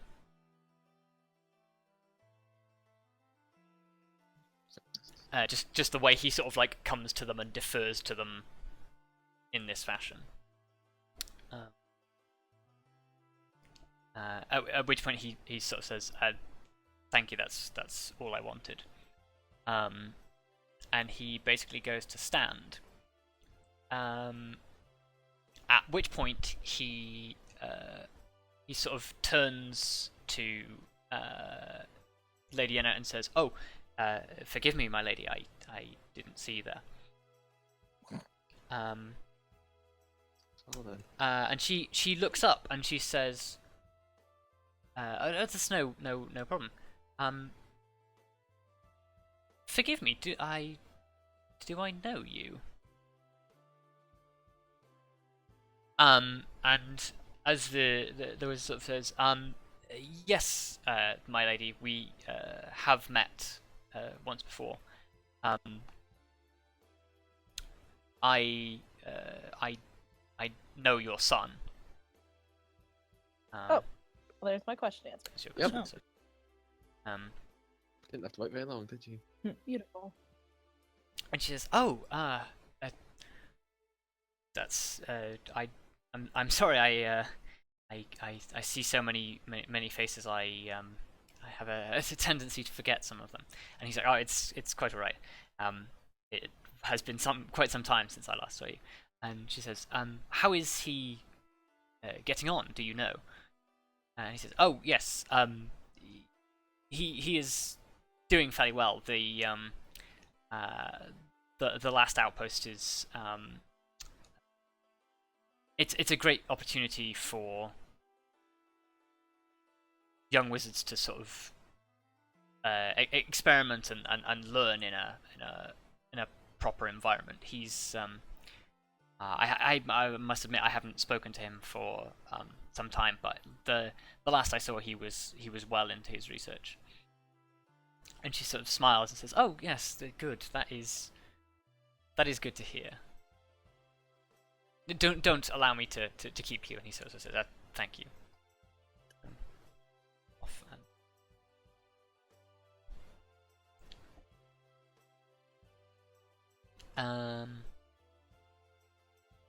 and with that, basically, dinner sort of continues in sort of with minor conversation if you guys have nothing that you want to sort of communicate to people.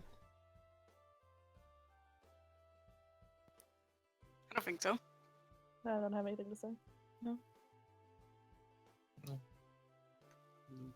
Okay. Yeah, dinner sort of like continues amicably. Lily sort of at one point stands up before everybody else stands up, makes their apologies and retires to bed basically. Although you basically notice them wander off and leave through the front door rather than going to the corridor where everybody else sleeps, so you don't really know where they went. Who really understands Lily? Yeah. And not shortly afterwards, Lady Yenna sort of makes her apologies and sort of says, I am tired And she after. blinks out of existence. Yup, Like- God. Yeah, She blinks back to her room. I meant to teleport. move her and then do it, but I did it with Ever today. But yeah, she wanders off and sort of disappears out into the hall and retires for the evening. Presumably to work on the dress. Which basically leaves you guys sort of finishing up your conversations. Simone and Ilaran are sort of like it's got to the point in the evening where sort of like Simone is sort of like half leaning on Ilaran, and that's like basically just they're sort of just like looking at each other occasionally and just like inanely chattering to each other, and they don't seem to be like paying anyone else in the room that much attention. Falcon doesn't seem to speak a lot unless spoken to, or unless something relevant to either the Wild Hunt or Druids comes up. But they just continue to sit at the bench when they're finished, and they just seem to sort of half close their eyes and meditate.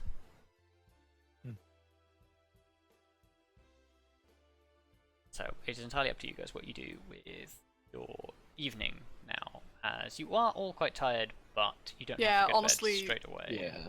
Yeah. He is actually probably going to go to bed. Yeah. Yeah. Vondal's, Yeah. if he doesn't go to bed, he's going to at least go to the room. Like, I'm not sure if he would have finished polishing armor or his weapon, but if he hasn't, he'll probably finish that off before he goes to bed. Yes. Yeah, I don't think Arya. Well, I guess she did sleep the night before, but she's pretty tired. It's just, yeah. Yeah. Yeah, we all slept the night before. It's just some of us slept ever so slightly more than others because of the episode. Yeah, I- you all had long rests.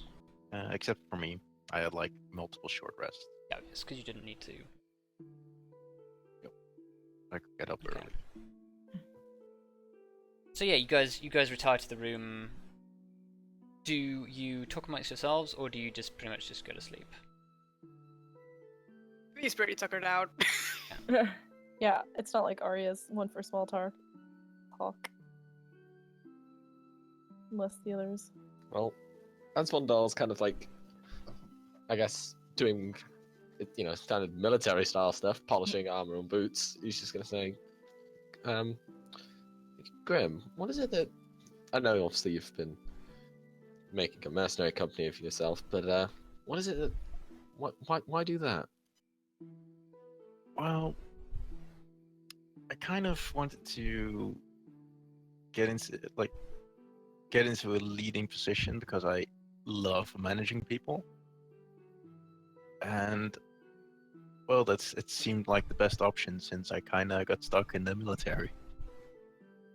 But yeah, that's just how things work out. Sorry. You say you got stuck in the military? Yeah, were you not... Is it that were you not able to just... I guess progressing up the ranks was slower than you'd have liked? Well, politics and stuff. It's like Mm. after a certain point, it takes more than just leading than actual, yeah. That just takes more than leadership. Takes some more connections and charisma. You make an excellent point there. But yeah. It is hard to get onto that grand scale without at least knowing politically what it is you need to do. Yeah, and Well, starting for yourself also gives you a lot more freedom. As in, you don't have to. Well, like you're responsible for your decisions. Even though, well, I started a mercenary guild because I wanted to lead. It's not really happening yet, but I just keep on hoping. Yeah. Eventually it will grow. To answer your question you asked when we first met, depending on how things go with the Order, obviously, if they still get in contact with me, but if I'm not doing anything for them, be more than happy to do any kind of, well, work you'd need from me. Yeah, Any kind of training of troops or anything you might need. I'm sure we'll figure something out. Although, I feel like we're gonna be busy a long time before we get around to that. Possibly. Oh. But It's always nice. If it's one thing I've learned, it's best to be prepared for the future well in advance, if you can. Oh, actually, has V gone to sleep already? Or is she kind of down? You're don't all think in I've the same actually, like- room, so Yeah, Probably not. it's kind of hard to fall asleep when two guys are talking next to you. Yeah. you're also probably struggling to sort of like get out of your dress by yourself. Well, do I have anything to Uh, wear while I'm I was gonna asleep? say. Yeah. I mean, Sleep yeah, wear. you have like underclothes that you wear. Okay, fair enough. Well, what I also still say to Vondal, well, it's nice knowing that you want to join, and there's plenty of ways you would be able to help out. Just be sure to get in touch if you need anything. Okay. Sort of like in this situation where you guys are sort of like sharing rooms, you when you dress down, you're literally sort of just like in a vest and short trousers. Woohoo! Okay. Actually, wouldn't that mean that they'd be able to see whatever, like, scarring Kelariis has? Or does it cover that? No, because it would be. It would cover basically from your neckline down to your stomach, and Okay. Just the kidding. the marks you have are sort of like a like abdomen, upper torso. Okay. I just wasn't sure, like, where, like, what exactly vests Maybe if covering you neck. have some on your arms, yes, and possibly on your like legs, but other than that, no. Fair enough. Vondal definitely has some. Probably has a few scars on his legs and his arms. Yeah, but yours are No, they're different, just like cuts. let's say. Yeah. I gather they're not quite the same. Standard weapons. Special stuff. No, but the reason I asked if V was awake is because well, I mean, Kelariis will call it to V and kind of be like, V, Yeah. well, first of all, are you still struggling to get out of your dress? Like, not, I'm asking you this out of character so that if you want that Kelariis will ask, but like, I'll help you, but. Yeah, sure. Help me. Okay, first of all, do you need help with that dress? Not that I'm sure how much I can help, but, you know. Probably. It's a little bit more complicated than my usual dress. Yeah. I'll- Also, once you've got it loose, it kind of like dwarfs you, and it's like you have to sort of like pull it to get your legs out, and then just like the other leg is covered in its. Oh. Yeah, but I'll, You're not used to quite so many layers of fabric. yeah. I find most things tend to dwarf me. Oh my god. Anyway. Yeah, but when we were speaking with Lily earlier, and when I say we, I gestured towards Arya and Grim. They had a bit of things that you might knowledge that you might be interested in. I tell V about the whole how the forest used to be different, though like she might actually know that already. I'm not sure. And how Lily thinks that all of it might be actually related, including the chimera and the dryads and the way that the forest has changed and all of that. Yeah, as you relay this, V, this does ring some bells with you, with stories that you were told when you were younger about how, in the old stories, the forest is always told to be like a way more magical place. Like there's fae beings that literally, like, come to the material realm for a cup of tea or something. You joke, but like that's actually a thing that would happen. Because there are things that you can grow in the material plane that you can't grow in the Feywild. And vice versa.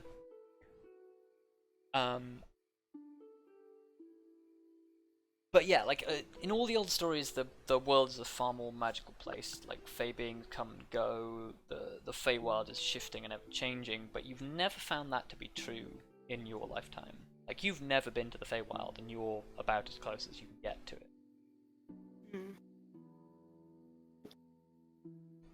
And one thing that rings true is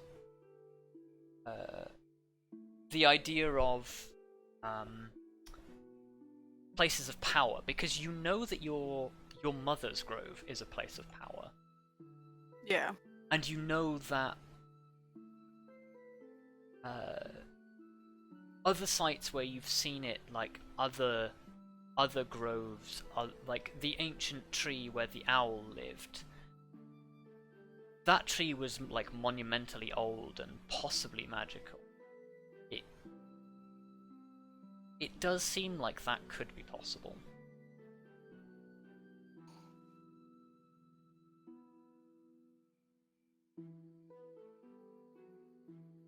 Yeah. I guess it sort of makes her go like, I wonder what the Feywild is really like then, because I've never felt like a really, really strong magical power. Even at and she sort of says the Sylvan word for home. So I guess she sort of turns to Arya and be like, what is the Feywild like? I've heard stories, but I guess they're much older because my mother, I guess even my mother has not been there very often. It's hard to explain. But the air just seems like, you know, the energy inside of you when you use magic? Mm-hmm. It just seems to be all around you all the time, and you feel it wherever you go. I think Vondal still has it, by the way. Okay.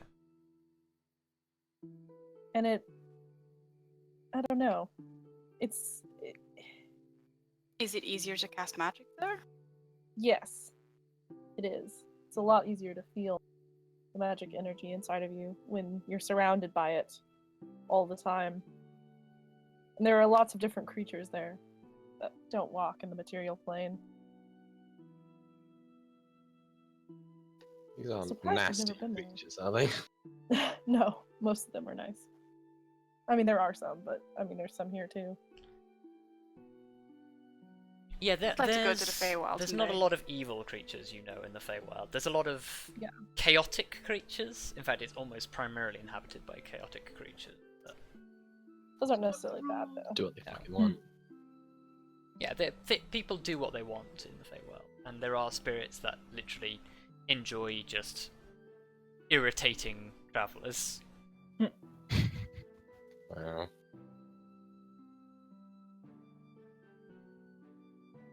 Which is why there is such a drive to keep it safe. Yeah. So then, why did you leave the Feywild?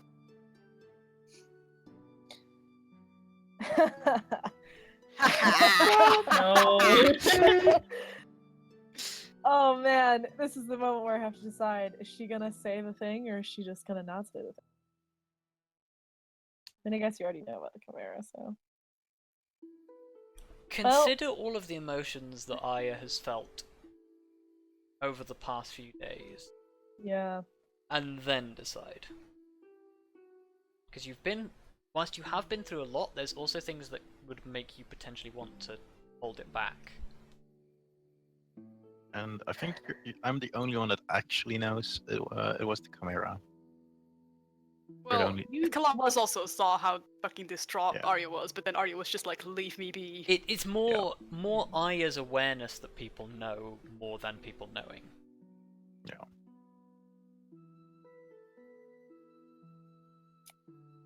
I'm gonna tell him half of the truth. That's Decided. entirely your decision. I'm gonna say, well, I've actually been tracking that chimera for a long time, and I followed it out of the Feywild here. So, also, can I go back whenever I want, Ferrous? Yes, you have to go to the gates, but you can. Right. I just find it interesting that like V hasn't been, but like I. Well, I mean, I'm also like 17 years old. That's true. No, you're younger than that, aren't you? I think V is like has lived for 17 years. Oh shit. V has Okay. never had a reason to leave the grove until she was sent on the quest. Dryad groves are an idyllic paradise. She had reason to leave. No guide. Yeah. No See, one now that I could feel take her. like V would ask like, why are you chasing this particular chimera? But I mean, do you Do want it. to ask that? I feel like she would. Do So it yeah, then, I guess Bear. I do.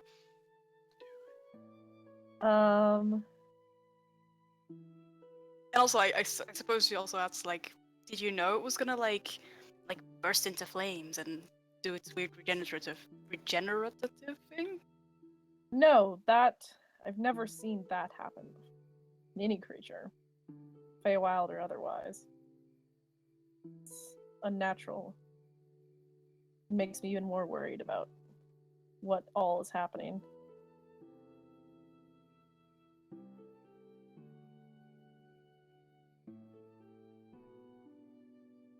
Still ask you why. And I ignore you. Okay. I mean, you can press me on it, but Don't think so. Not gonna answer the rest of that. Vondal like lightly presses. Character? Yeah. No, I'm saying say it in character.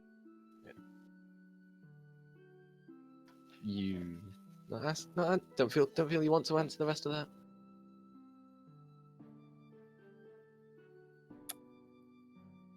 no, I don't really actually. Then I won't press.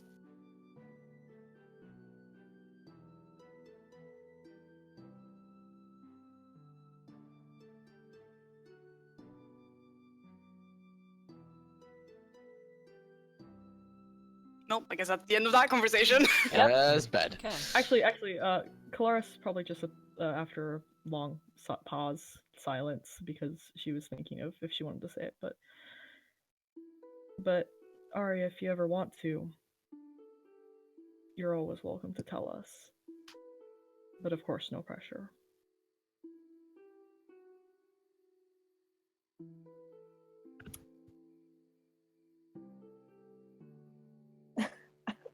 This is so hard. This is like, it's so hard to roleplay Arya at these moments because she's so opposite from what I would do. Mm. Yeah, I'm just like, that's oh. fair. Luka would just be like, yes! I feel like, yeah, Someone let's to talk about it.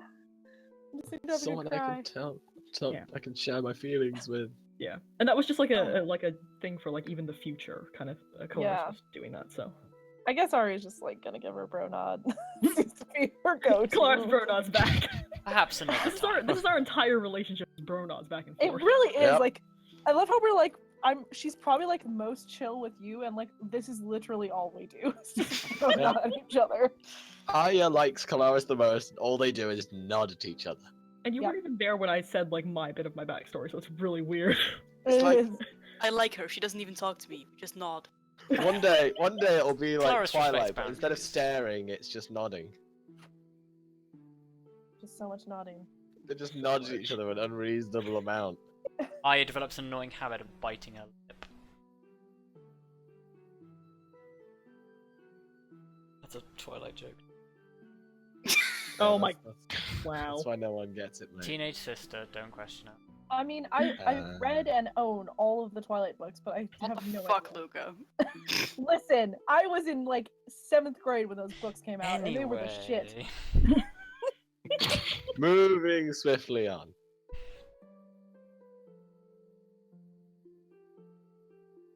Right, so if you guys end that conversation, For bed. you guys are all sleeping in the same room, yes? Sleeping at the Yeah. same time. Nah. Same room, same time. Correct. I would like everybody who sleeps in this room to make me a wisdom saving throw. What? Oh, shit. Okay, What? shorts Oh, Oh, time. the shard. I'm dead. I mean, Oh, you, shit. you don't even know what it's gonna fucking do. How do you know you're Oh, dead? for fuck's sake. Can we talk Like- about the 3 natural ones that just got rolled? That's so Yeah. bad. I mean, I we was don't have just- disadvantage, so it's fine. I was like, I have advantage, but no, that's not gonna help. Okay. No, it's really not. Fucking Is it? hell. I have a lot of things to do. You're all gonna get like weird dreams or some shit. I know. You that's what are I'm all going to expecting. get weird dreams. Oh, Or it's some really- shit. Or some shit. It's You not know, bad enough that I already have my V's fucking so sword. tired that he just sleeps soundly. Good. Sleeps through it like a rock. She probably needs it, to be honest. Sleep like Yeah. a log. Is probably a more accurate analogy given the plant. Wow. What? Wow. It's a good pun. I'm not even mad. Cool. Dad pun. No, a dad joke No, I would have guess that been was- like. carrying I'm the gonna growling, send like, these I'm one hungry. by one, but they all happen simultaneously. Oh shit! You guys did Well. not see that. Okay. It's because it's enters. It's because it's Just reset. click There away. we go. Just kidding. Okay, yeah. Pretend you can't see that. Okay. I'm gonna read it anyway. Is this Reading me? it. I'm not gonna read it. No. Is this for me, Rob? Yes, that's for you. Okay, I figured. Yeah. Uh, It doesn't like when you put return spaces. I have to do this one by one. The Chimera! Exclamation point. Boom! The Chimera! Exclamation. Yeah, that only makes sense if you know the rest of the sentence.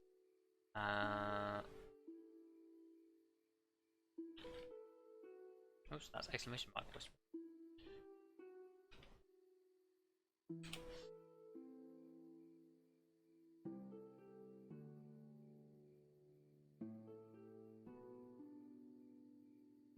I thought we were all being like blessed by that tiny little Ah. picture of Rob. Yes. Hello, Ferrous. You are very Hello, tiny small. Rob.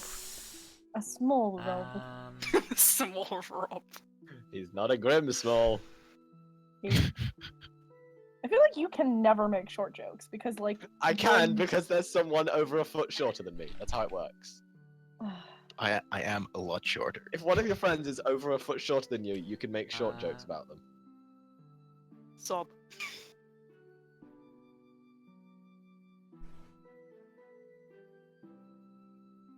Like the short person doesn't have to like the short jokes, but I can make them.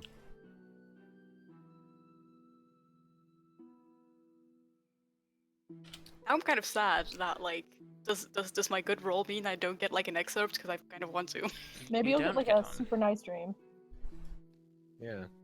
or like a super in-depth dream. You have a dream about what the future could be like. I feel excluded. It's like your mother is cured, everything's nice and happy. You're back at home with all your sisters, like yay. That is your dream. It's like my cousins, kind of. Well, Your family. I'm just thinking. I have. Fam. Okay. I don't That was even a know lot that of much about text. shark. Yeah. Oh wow. Fucking hell. Sigh. I Okay. just feel excluded over here. Actually, what I will do is I will make these a. Because you guys are probably all going to discuss it to a degree anyway, so I'm going to add a handout. a handout. What? Actually, I'll do one. I'll do one for each player, because then you can choose to share it.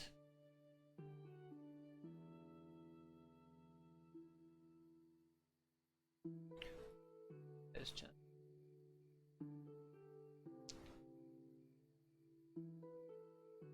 5. Okay, so yes, you all have these dreams, and basically as the dawn comes, you are all awoken by a sound from Kelariis. Though you're not awake enough when you hear it to hear what it was. Just Kelariis makes a sound. Yes. It's quite a loud sound. Like a yell. But you all wake up with the same feelings from your dreams. I guess I don't. Yeah, no, you're just suddenly woken by the sound of Kelariis. It's like, hey guys, how did everyone sleep? I had a great night. Oh, I grab. Would I hear it, Rob? Because I'm not really asleep. You're trancing. For the purposes of this, you're basically not aware of your surroundings because there's a magical effect on you. But I will whisper you with what you hear because you would hear it because you are still conscious. Okay. That's not all.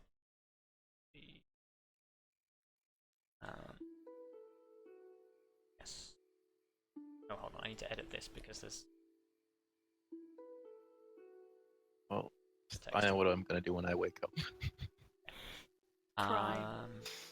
Yeah, Arya's gonna wake up like a really wet, so. Ugh.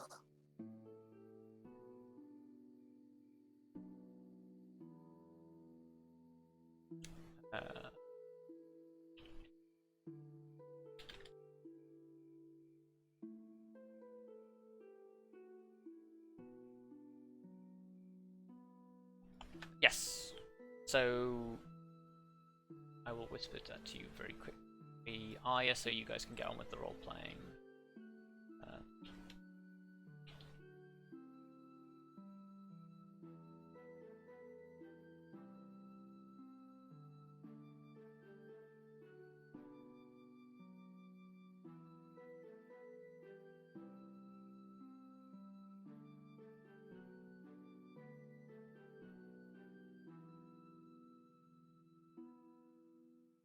Interesting.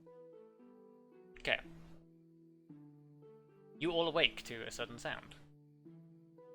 Nothing seems to be happening, I need to find something. and you are all awake. I almost immediately grab like my backpack and grab out the torn banner in it Okay. and Torn wrap it banner. What? and wrap it around my hand and then clench it. I'm going to like slowly sit up and just go, what in Moradin's name was that? I'm gonna like reach out for my sword. If you just like slowly wake up and goes, I'm gonna grab it the other thing I have hanging from my neck next to my holy symbol. Collective, huh? Like very frantically grab for it as well. Yeah. But I mean, As you awake to the sound, all of your companions seem really startled, but you sort of look around the room and there doesn't seem to be anything in the room that has startled them. can I sort of like inside check them to see like how much in distress they are? I mean, sure.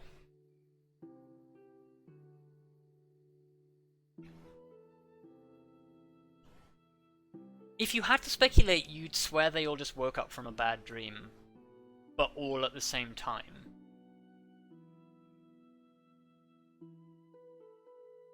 I don't even know where to start. Like everyone is acting weird. Just sort of go.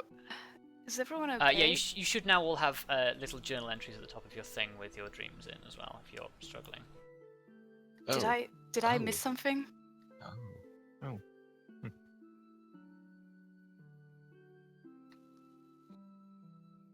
I was like just holding his head. It's like, apparently so.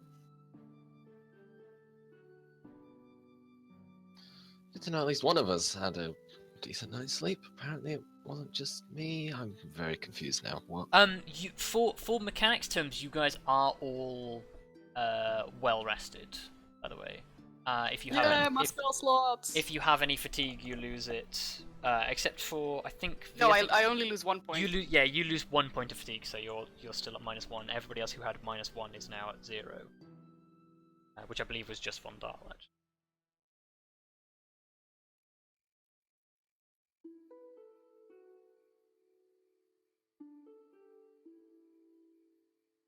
I kind of want to comfort people, but I don't know where to start. You don't know which one to start with because they all look distressed. Yeah. Yes. Well, for reference, Vondal probably doesn't look quite as distressed as he could be. Okay. Arya looks pretty stressed out. Vondal's probably kind of just more like less distressed and more like the fuck. Grim is just very tense. I mean, you kind of awoke to Kelariis making a noise. Yeah, I so... think Kelariis is the main priority because I'm pretty sure she like screamed or whatever the fuck. It was a loud exclamation of something.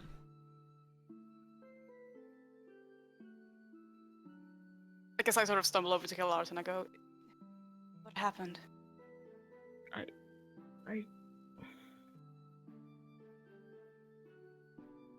She is actually doing that thing where she stammers because she just doesn't know. It's okay. I think everyone's a bit lost for words. As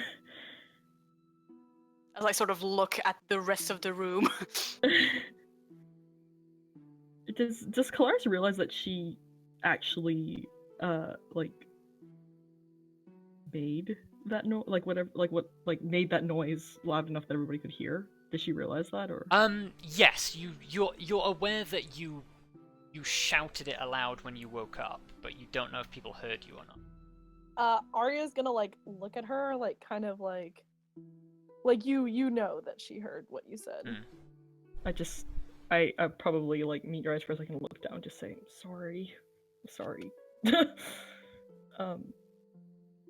But she's holding the I mean, as players, you guys can know it's like a blown glass pendant, basically. You're basically clutching at a chain around your neck. Yeah, so I kind of just look at V for a second and just say, I saw somebody that I was very close to in a lot of trouble. And she kind of, and there were a lot of things that weren't right about what I saw. And she trails off. You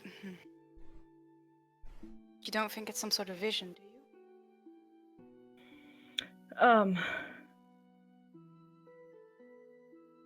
She visibly tenses at that, full body. I don't know how else to explain it. And just shakes her head very aggressively, I hope I don't know. No, I hope not.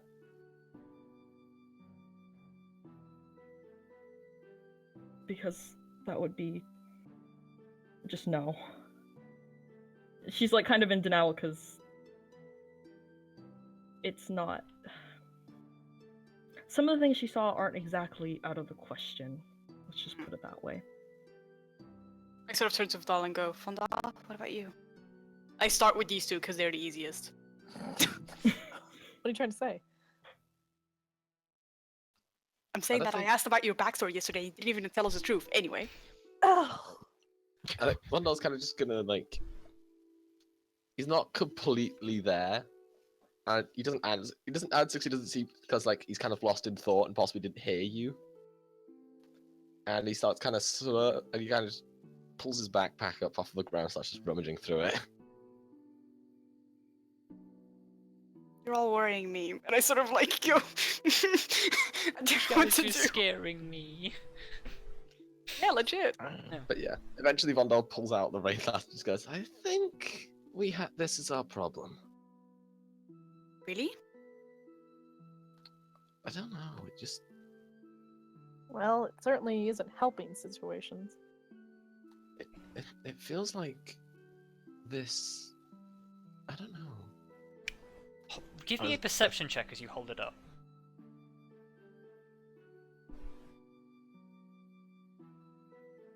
Okay. Through it, you catch a brief glimpse of a faint blue light.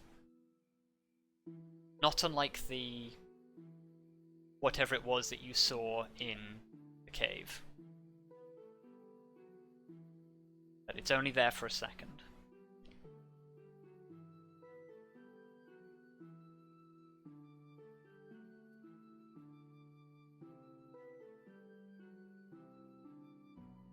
I don't know what to do. How we would go about that, though. I guess at this point I sort of turn to Arya and Grim and go, "Are you guys okay?" I'll be fine. None of you look fine. roll me an insight check on the "I'll be fine." Okay, hold on. Roll me a deception to counter. Oh no. Oh no. Come on. Roll well, please. I don't want to elaborate. Okay. Ooh, nice. Oh, No. Thank you, dice. When you looked at him at first, he looked kind of shocked, but he's sort of like he comes back to being his normal sort of like not quite bright self, but you know what I mean. Yeah. Yeah, I just fall back over into the bed. I guess I sort of go, okay. Arya? I know you might not want to talk about it, but I think that glass has done something. Your All night of us. clothes are soaked through, by the way. Yeah, I'm like hella sweaty. hella sweaty. like it's not glistening. This is like disgusting sweat, probably.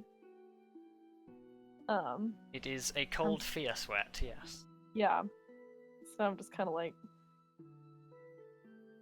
You guys get some more rest. I want to take a look at that shard. yeah, I think we need to do something with that shard. no, I'm all right. I'll deal with the shard as well.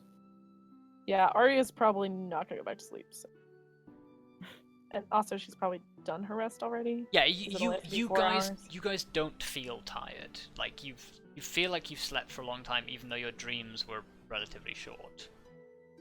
And actually, if you look out of the window, you can see that the sun is beginning to rise. So it is morning.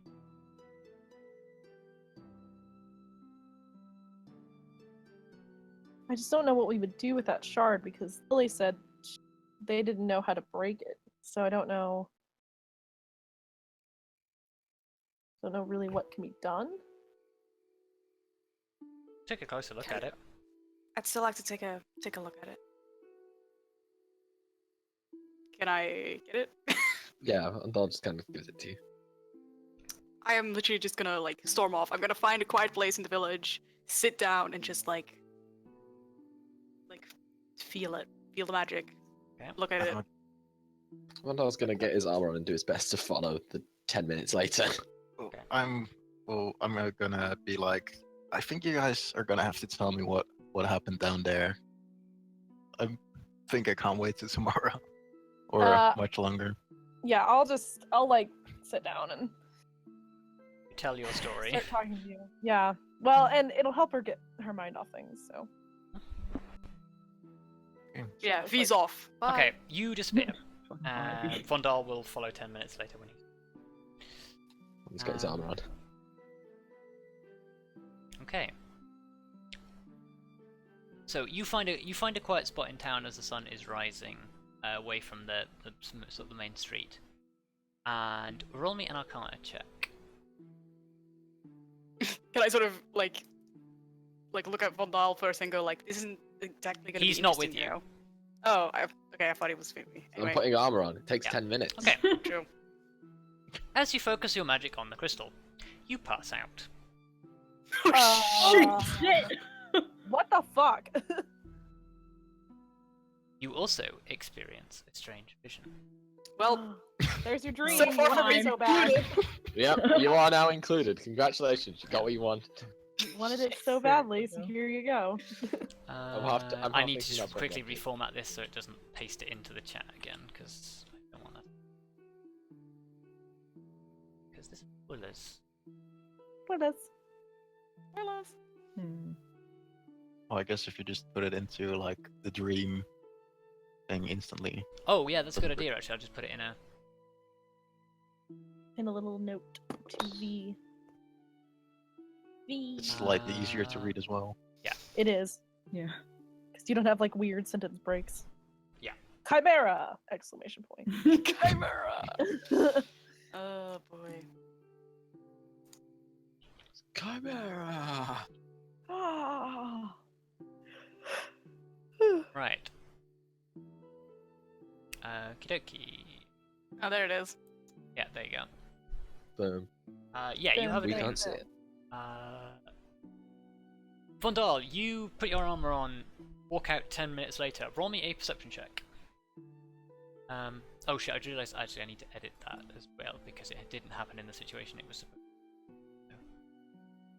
to. So it should say, where it says your companions, it should just say Vondal.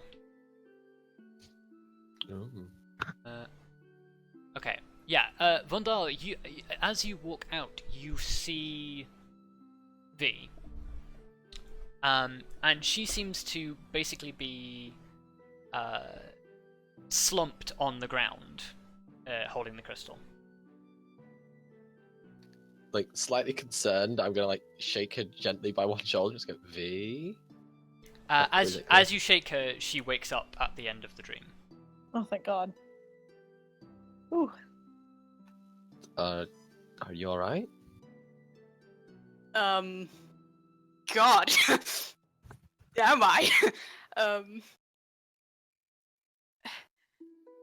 She's kind of like out of breath. Like she's sort of like Yeah. and really disoriented. Yeah. She sort of tries to like. If you're sort of, are you holding her? Sort of like picking her up. Like just hand on the shoulder. Yeah, she sort of pushes you away and falls on the ground. Well, you're still sort of like half like lying on the ground, like. Vondal, as you watch, like it's almost as if V struggles to like feel in 3 dimensions. Like she's not aware of what is up, what is down, sort of thing, and she's sort of like there's like a mental disassociation sort of between her and like how she moves and stuff for like a couple of seconds. She honestly you've seen people who have a concussion before, and it's kind of a little bit like that. You think he's just gonna say to himself, "Well, that answers that question." Get V, what's wrong? No. Just I don't know.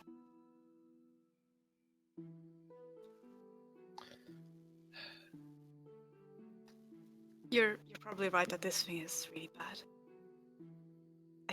I'm not sure what I saw. Oh, well, I we'll get wasn't even me. In what I saw, I was someone else. You were lots of someone else's.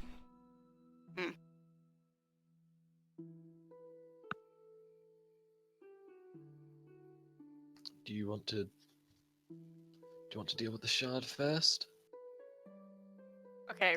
Let's talk about it. V is not going to respond, but she's going to pick the shard up, throw it a few feet away, and cast Shatter on it. Okay. Roll me shatter. Oh shit. Oh, wow. Did not see that coming.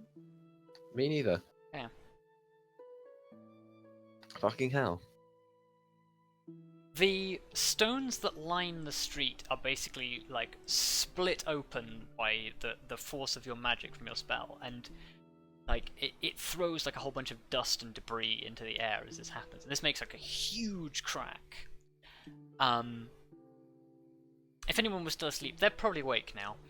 Sorry. Whoops. Oh god. But as the dust clears, it still seems to be sitting there. When it happens, Vondal just like jumps backwards, like, oh Yeah. fucking shit. Possibly slightly falls over backwards. I mean, it's basically like a localized thunderclap that literally like splinters the Yeah. stone. But it hasn't done anything to the crystal. Does nothing. I don't think this is something that we can just destroy.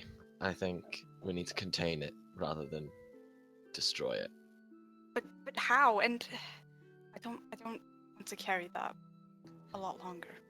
I'll take it. Look, there's No, Let's no, just- I don't want you to have. I don't want anyone that I know have to deal with this. look, the people Simone brought back might know more about this. Or at the very least, well, we can at least ask. Yeah, I guess. But someone's got to take it to them at the very least. That is, if they're not already on their way here now. With that statement, you do hear sound of running feet. And on that bombshell, we're going to end the session because it's basically midnight. Boom. I probably have It's to go 1 right a.m.. now. Yeah. Yeah. So, do people want to wind down very briefly? I can. As in very, very briefly. I'm I up think for it. Cat might die. Yeah. I also realised that I totally forgot to break in the recording after last time, so this is only going to be another 3-hour segment. I'm sorry, Oh, viewers. Wow. Well, one thing before the cliffhanger. Vondal literally just goes, "Come here," and just basically goes to hope me. Aww. Fun dad hug. Yeah, it is reciprocated because wow, fuck that dream. Yep. Who needs to go soonest? Probably me. Probably Cat. Okay, Yeah. right. But Quickly, I don't even know if I'll be able to make it because I just don't know. Think- Like I might just drop halfway Okay. through this. things that you've learned, go. Right. Alright. As a character, holy shit, fucking everything. Like, Yep. jeez. Like, he's continued to be impressed by V, and is very much now feeling a little bit bad for treating her as a child. Especially now that she's pretty effectively proven herself capable of doing things on her own. Yay! The dream, that dream just then probably didn't mess him up as bad as everybody else's, apparently. I wouldn't imagine. Like, 'cause it wasn't super specific, I guess. Well, I guess it probably was, but, like, you were just, like, summarizing. But I don't know if he'd be that kind of... Like, it's evidently not on the same level as everybody else. I don't think he'd be that kind of reaction. And even if it is, it's probably something he's learnt to repress quite heavily. So I don't think that's probably affected him quite that badly. And as a player, holy shit, have we got better at communicating stuff? Yes, kind of have. So, yay! We're actually communicating now. Woo! Like we should have been fucking ages ago. Right. Okay, so, for resolving the end of the dungeon, for reaching this breaking story arc and finding all of the information available to you, have 535 experience. Woo! Are we level 5 yet? Quite Nope. possibly. I don't think so. I don't think so either. How much was it, Rob? It was 535. okay. Actually, no. Okay. Hold on. Give me a second. Whoop. Uh, Whoop.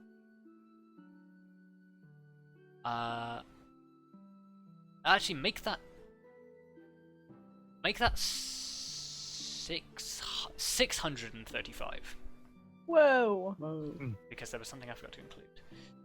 Damn. Wow. It's a lot of experience, buds. It is. Should be at 5,115. 5,000. Yeah. The handbook says we level at 6,500. Aw, damn. God damn, that's so far away. That Ugh. is far away. That's very far away. It's very far away. Sadness. But it's gonna Oh. be a big deal. It will be a big deal. Mm.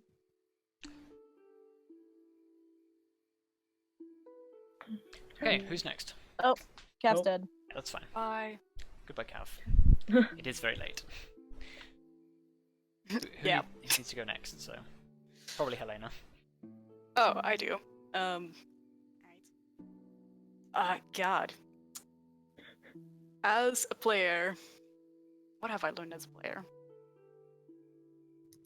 I like the parts where we're apart and we all sort of do our own things, but goddamn, I already have like fucking attention span issues, and like not being able to do anything for like an hour is just sort of like, Yes. oh god.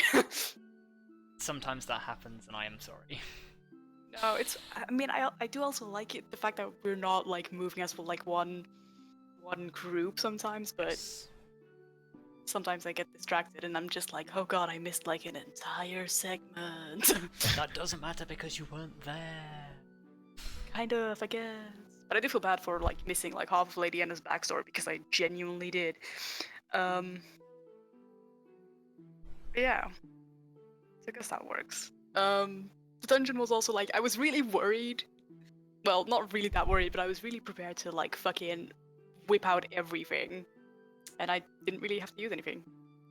Oh shit, and I was gonna give the Beads of Force to Grim and I forgot. No. Write it in your That's journal for next time. And also the Moonstones! I kept like remembering and forgetting and remembering and forgetting again, and I'm just like, fucking shit. I remembered, but I kept it to myself. Fuck. Like every time. Well, it's fine for now. I'm gonna have to keep that in my journal. Hold on. Moonstones plus Beads of Force. I'll remember when I read that. Yes. As V, I guess we sort of did learn a lot, like especially with, I think V is realizing that she doesn't really actually know that much about her companions. We sort of heard about Kelariis' story a little bit earlier, but V wasn't really listening because she was kind of like, haha, I'm gonna sneak off into the middle of the night. Yes. But especially like now she was asking about Arya, and Arya was just like, bitch, I don't want to talk to you. Or like, I don't want to tell about my past. And Grim as well, like holding the banner is just like something's going on there, and I don't know what it means. But I that's have fine. no idea what that guess. banner even is either. No. Ugh. And and Grim doesn't even want to talk about it either. So I guess we have Arya 2.0 over here. Wow. So yeah, and the dream was also like, I actually, admittedly, I kind of like the fact that I got to be included in that. It's like, yes. Well, I will admit for the viewers, I did. Helena did send me a message saying, I kind of wish there was a chance to include more of my backstory in the character, and I was like, well, there are some points in the next arc where you can happen. I wasn't expecting it to happen this quickly. Yes. Well- Yeah, you also weren't all meant to monumentally fail on your dream saves at the same point. Oh, That's Sorry. fantastic. But that's fine, because it made you all wake up in one go and be like, what the fuck is going on? So, Yeah, if only one person had done it, it would be like, oh, I guess I'm just having a bad dream, wink. yeah. Okay. Wink. Fucking. But no, all of us had it, like, all of you had it at the same I time. mean, so like, guess yeah, that worked out. literally congrats on all of you failing a DC 10 Hi. saving throw. wow. Wait, didn't That's Vondal pass? No, because he had disadvantage because he was holding it. Oh my Oh, god, shit. that's so fucking unfortunate. Oh wow. damn. Shit. So yeah. As V, I guess she sort of has a lot of questions. I would like to talk about the dream, but I guess that would be spoilers about everyone else. Like, to everyone else, kind of. Up to you. Or can I? Up to you. Well, the thing about It's your V's dream spoilers. is that, like, well, yeah, the thing about V's dream is that she saw a lot of different things from different viewpoints that weren't her own, but, like, a lot of them she knows to be true, but then there are others that are true, but she doesn't know that, and she's just like, the fuck? I'm really interested to know what you dreamed about, but like, Oh. I kind of don't want to know because like. Yeah, hmm. because you start like mixing it into your role play anyway, like Yeah. subconsciously. Well, Arya's got some very juicy information to mix into the roleplay now. Do I? Yes. And now I'm worried name. about like. Oh yeah, the name. Write it in your Mhm, journal. Oh, I also got I a wrote name it in that my I journal. totally didn't know about, but I guess it makes sense. Oh yes, yeah. The name of somebody you once knew. Yes. Somebody I used to know. Used to wink. know. Yeah. Thank you. Wow. Just Yeah, so V has a lot of. I guess V is realizing that she knows so little and she has to, like. I don't know. She has to be in pursuit of knowledge. But also, she had a good time actually, like, doing her own shit. Especially with, like, the water. And Yes, feel like. you finally "Fuck got you, your I'm doing my chance to own be a thing." hero by yourself. Even though, like, Arya was having a moment. Mhm. Yeah, I liked it. It was good.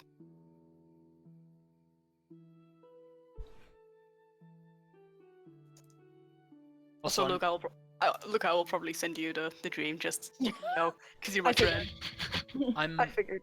I'm Well. not gonna lie as well. For that dream, for the diving sequence, I made you roll the dexterity saving throw to shit the people in the other room up. Oh my god, you're such a Fucking bitch, hell. Rob!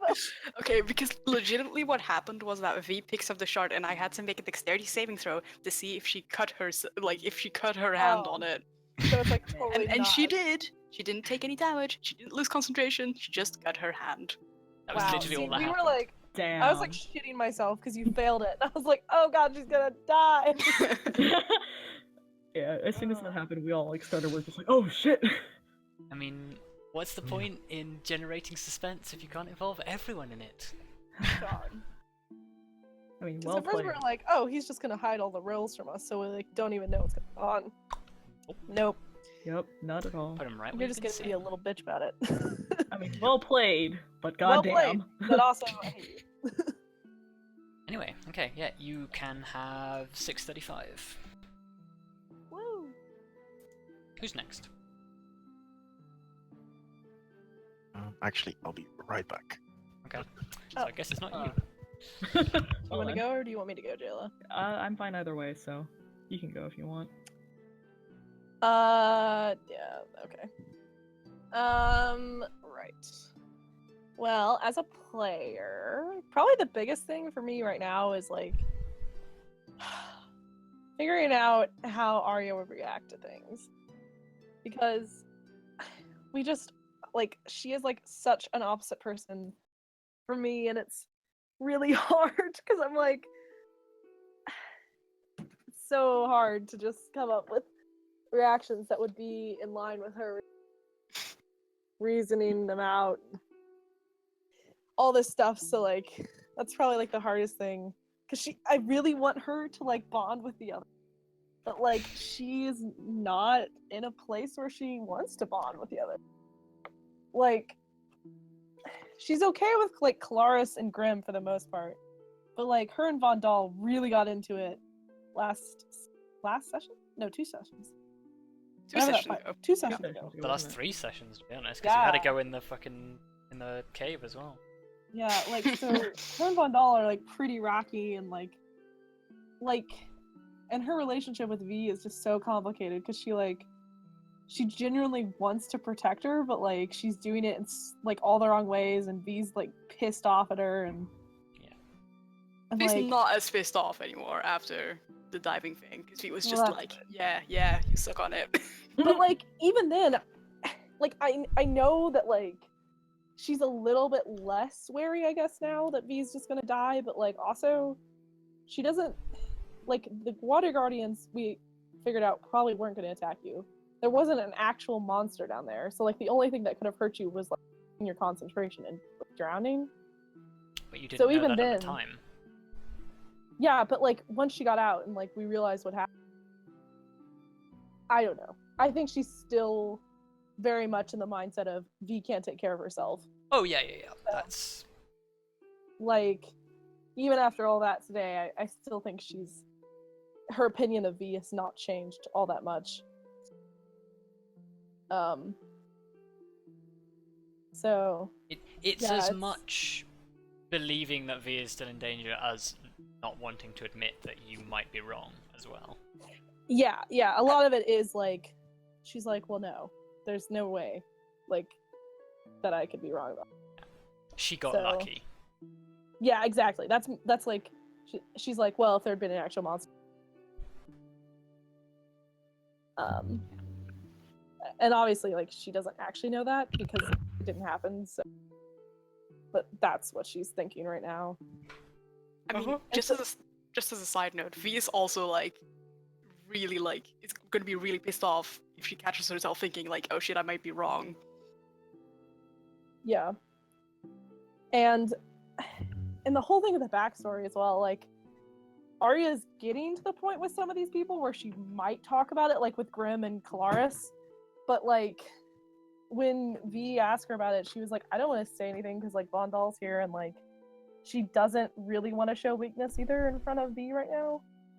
So it's kind of, it's hard to like, it's hard to balance on that knife edge and be like, okay, when's the point where I just like say it? I will say that if you want to sort of think about it as a player and as a character over the break, and then sort of let me know if you want to begin to go into it with these characters, there can be accommodation made for you to have a moment alone with the characters. Yeah, I mean, I don't know. I feel like it's probably gonna happen naturally as we Yeah. get deeper into like talking about all the things that are happening and like figuring out all this stuff. So I'm not willing to say let's force a moment, but No, not at this point. I'll never force it, but if it's something you want to explore, then Yeah. provision can be made for that to happen, so that it doesn't happen in the middle of a session when we're trying to get something else done. Yeah.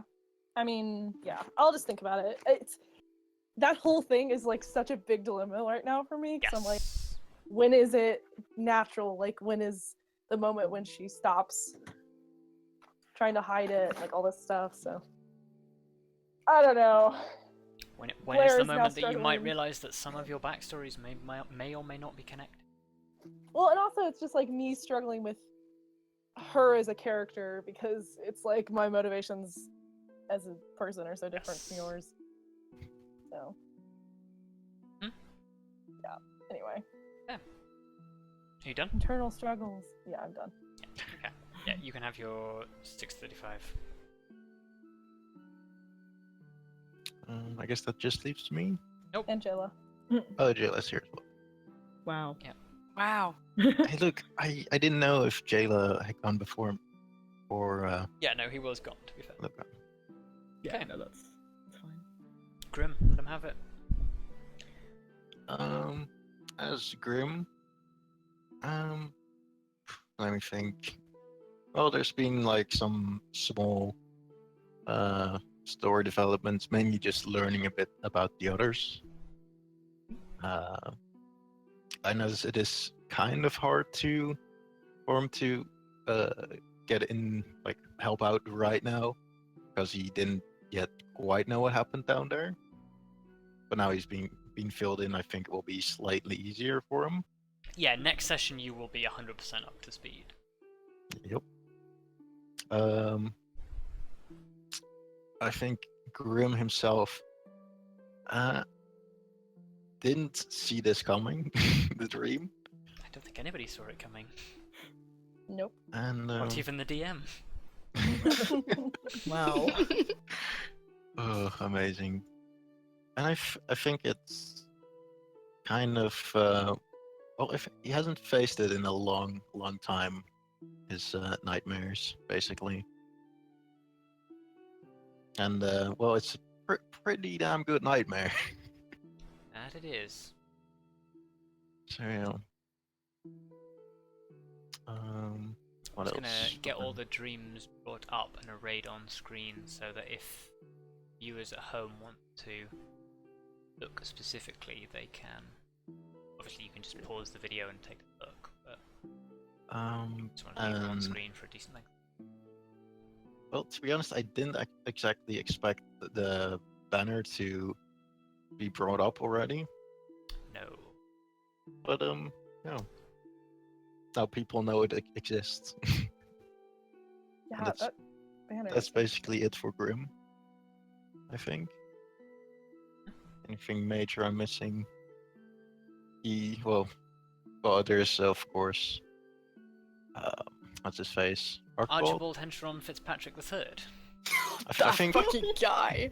I already forgot about him. Damn. I feel like Grim is the only one that can even kind of like not feel insulted by him, or just doesn't care enough. Yeah. I'm sorry, viewers, that you didn't get to experience the wonders that was Archibald Henchron Fitzpatrick III, but he will be around later. There will be more shenanigans. So yeah, and as a player, the struggle of having a ton of information and having to like get your character to know the information. Yes. Because I knew a lot this time. Yes, it's one of the reasons that I tend not to have split adventures like that, when I can avoid it, because it does create a difficulty to disseminate between player information and character. Yep. But as you come back into the fold, everything, you will be caught back up again, and you'll be able to just carry on. So I had a great excuse to demand a complete explanation of what happened. So yeah. What else? I think the dream specifically also made me think about a few things about Grim, because especially around if he ever dies, it will be interesting how he feels about resurrection, if that ever becomes a thing. Mm-hmm. That will really Yeah, you hadn't considered that until this point. no, but I hadn't really considered dying. Yeah. Not many people do. Yeah. Yeah. I think those are like the main things. Okay. Yeah. Take your experience as per usual. 6:35. Last but not least, Kelariis. Boy. Okay. The music. Why is it? Roll 20. Why are you a shit? The joys. Wait, I'm gonna refresh that real quick. Carry on. No, I was trying to think which would be easier to tackle first. I think probably me as a player. Okay, so me as a player, I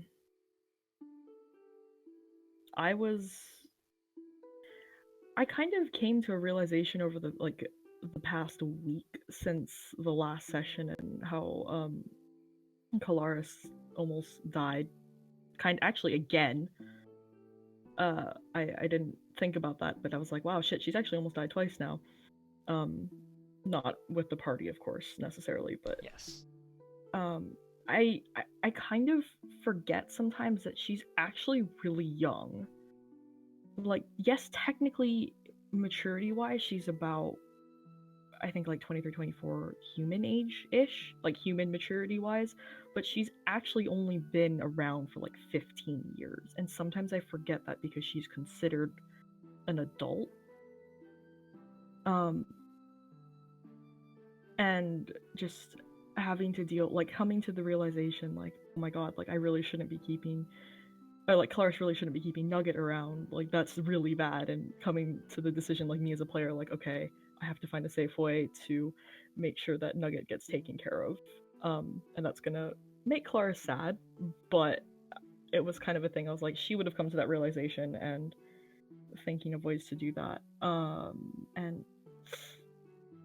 just, I don't know, I guess it also ties into the whole what Kelariis has gone through, because good lord, that dream was not like none of us expected any of our dreams, but I wasn't expecting that at all.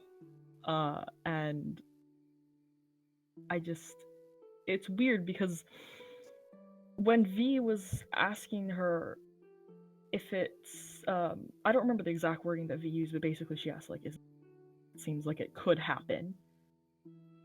And I hadn't, like, I as Jayla hadn't even considered that, and I was like, holy shit, wait, actually all of that is technically not impossible to happen. And I think Kelariis is just really fucked up by that right now. Boy. But she's dealing with quote unquote things that are coming back up again. All at once as well, even. And I think also she was really worried about V. Like, she wasn't ever upset with V for deciding, like, oh, I'm gonna go and do the thing in the water, but she was definitely really worried and was extremely glad when V came out, like, not actually hurt at all, and actually came back out, like, in general, because I think they've gotten closer, over the past couple of sessions. I think Kelariis has actually gotten closer with everybody over the past couple of sessions. But especially with V, and she feels good about being able to give V that information that Lily had. Yeah. I don't know, I was not expecting the dream at all, like, both as a player and as Kelariis, and it's just... Yeah, it kind of blindsided you a little bit.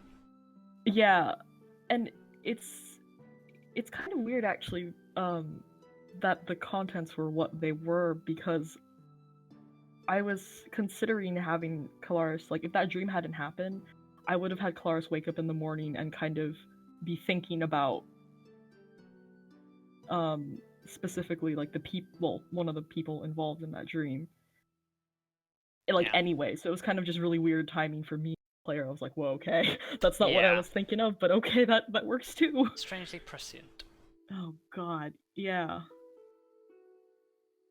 Yeah. I can't remember, did you do you as a player? Yeah, I did. I started with okay. that. Yeah. So, you may have, for basically going above and beyond with role-playing today, can have 650. What? Okay. It's you, just flying ahead. It's the bonus 15 for good roleplay. Minnie earned it previously. Jayla's turn. Yay. Wow, I see how it is. I'm not good enough. We're not good enough. I know. Helena. You are all very good at role-playing, but some people go above and beyond. Wow. Ups. Rob, check my journal.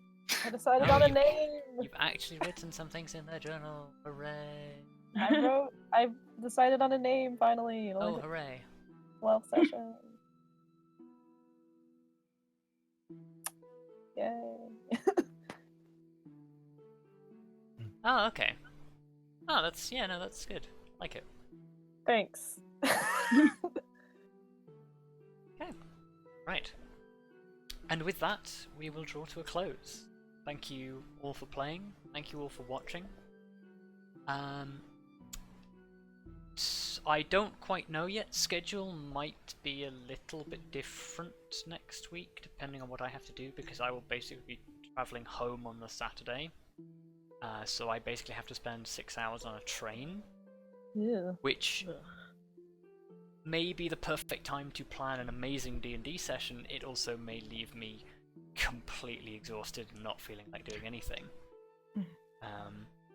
So we could just do like a session where we do nothing but roleplay. You could. Was pretty close this session. You don't have to do anything, Ferrous. Yeah, we'll work something. But yes, thank you all again, and good night. Bye. Bye. Bye.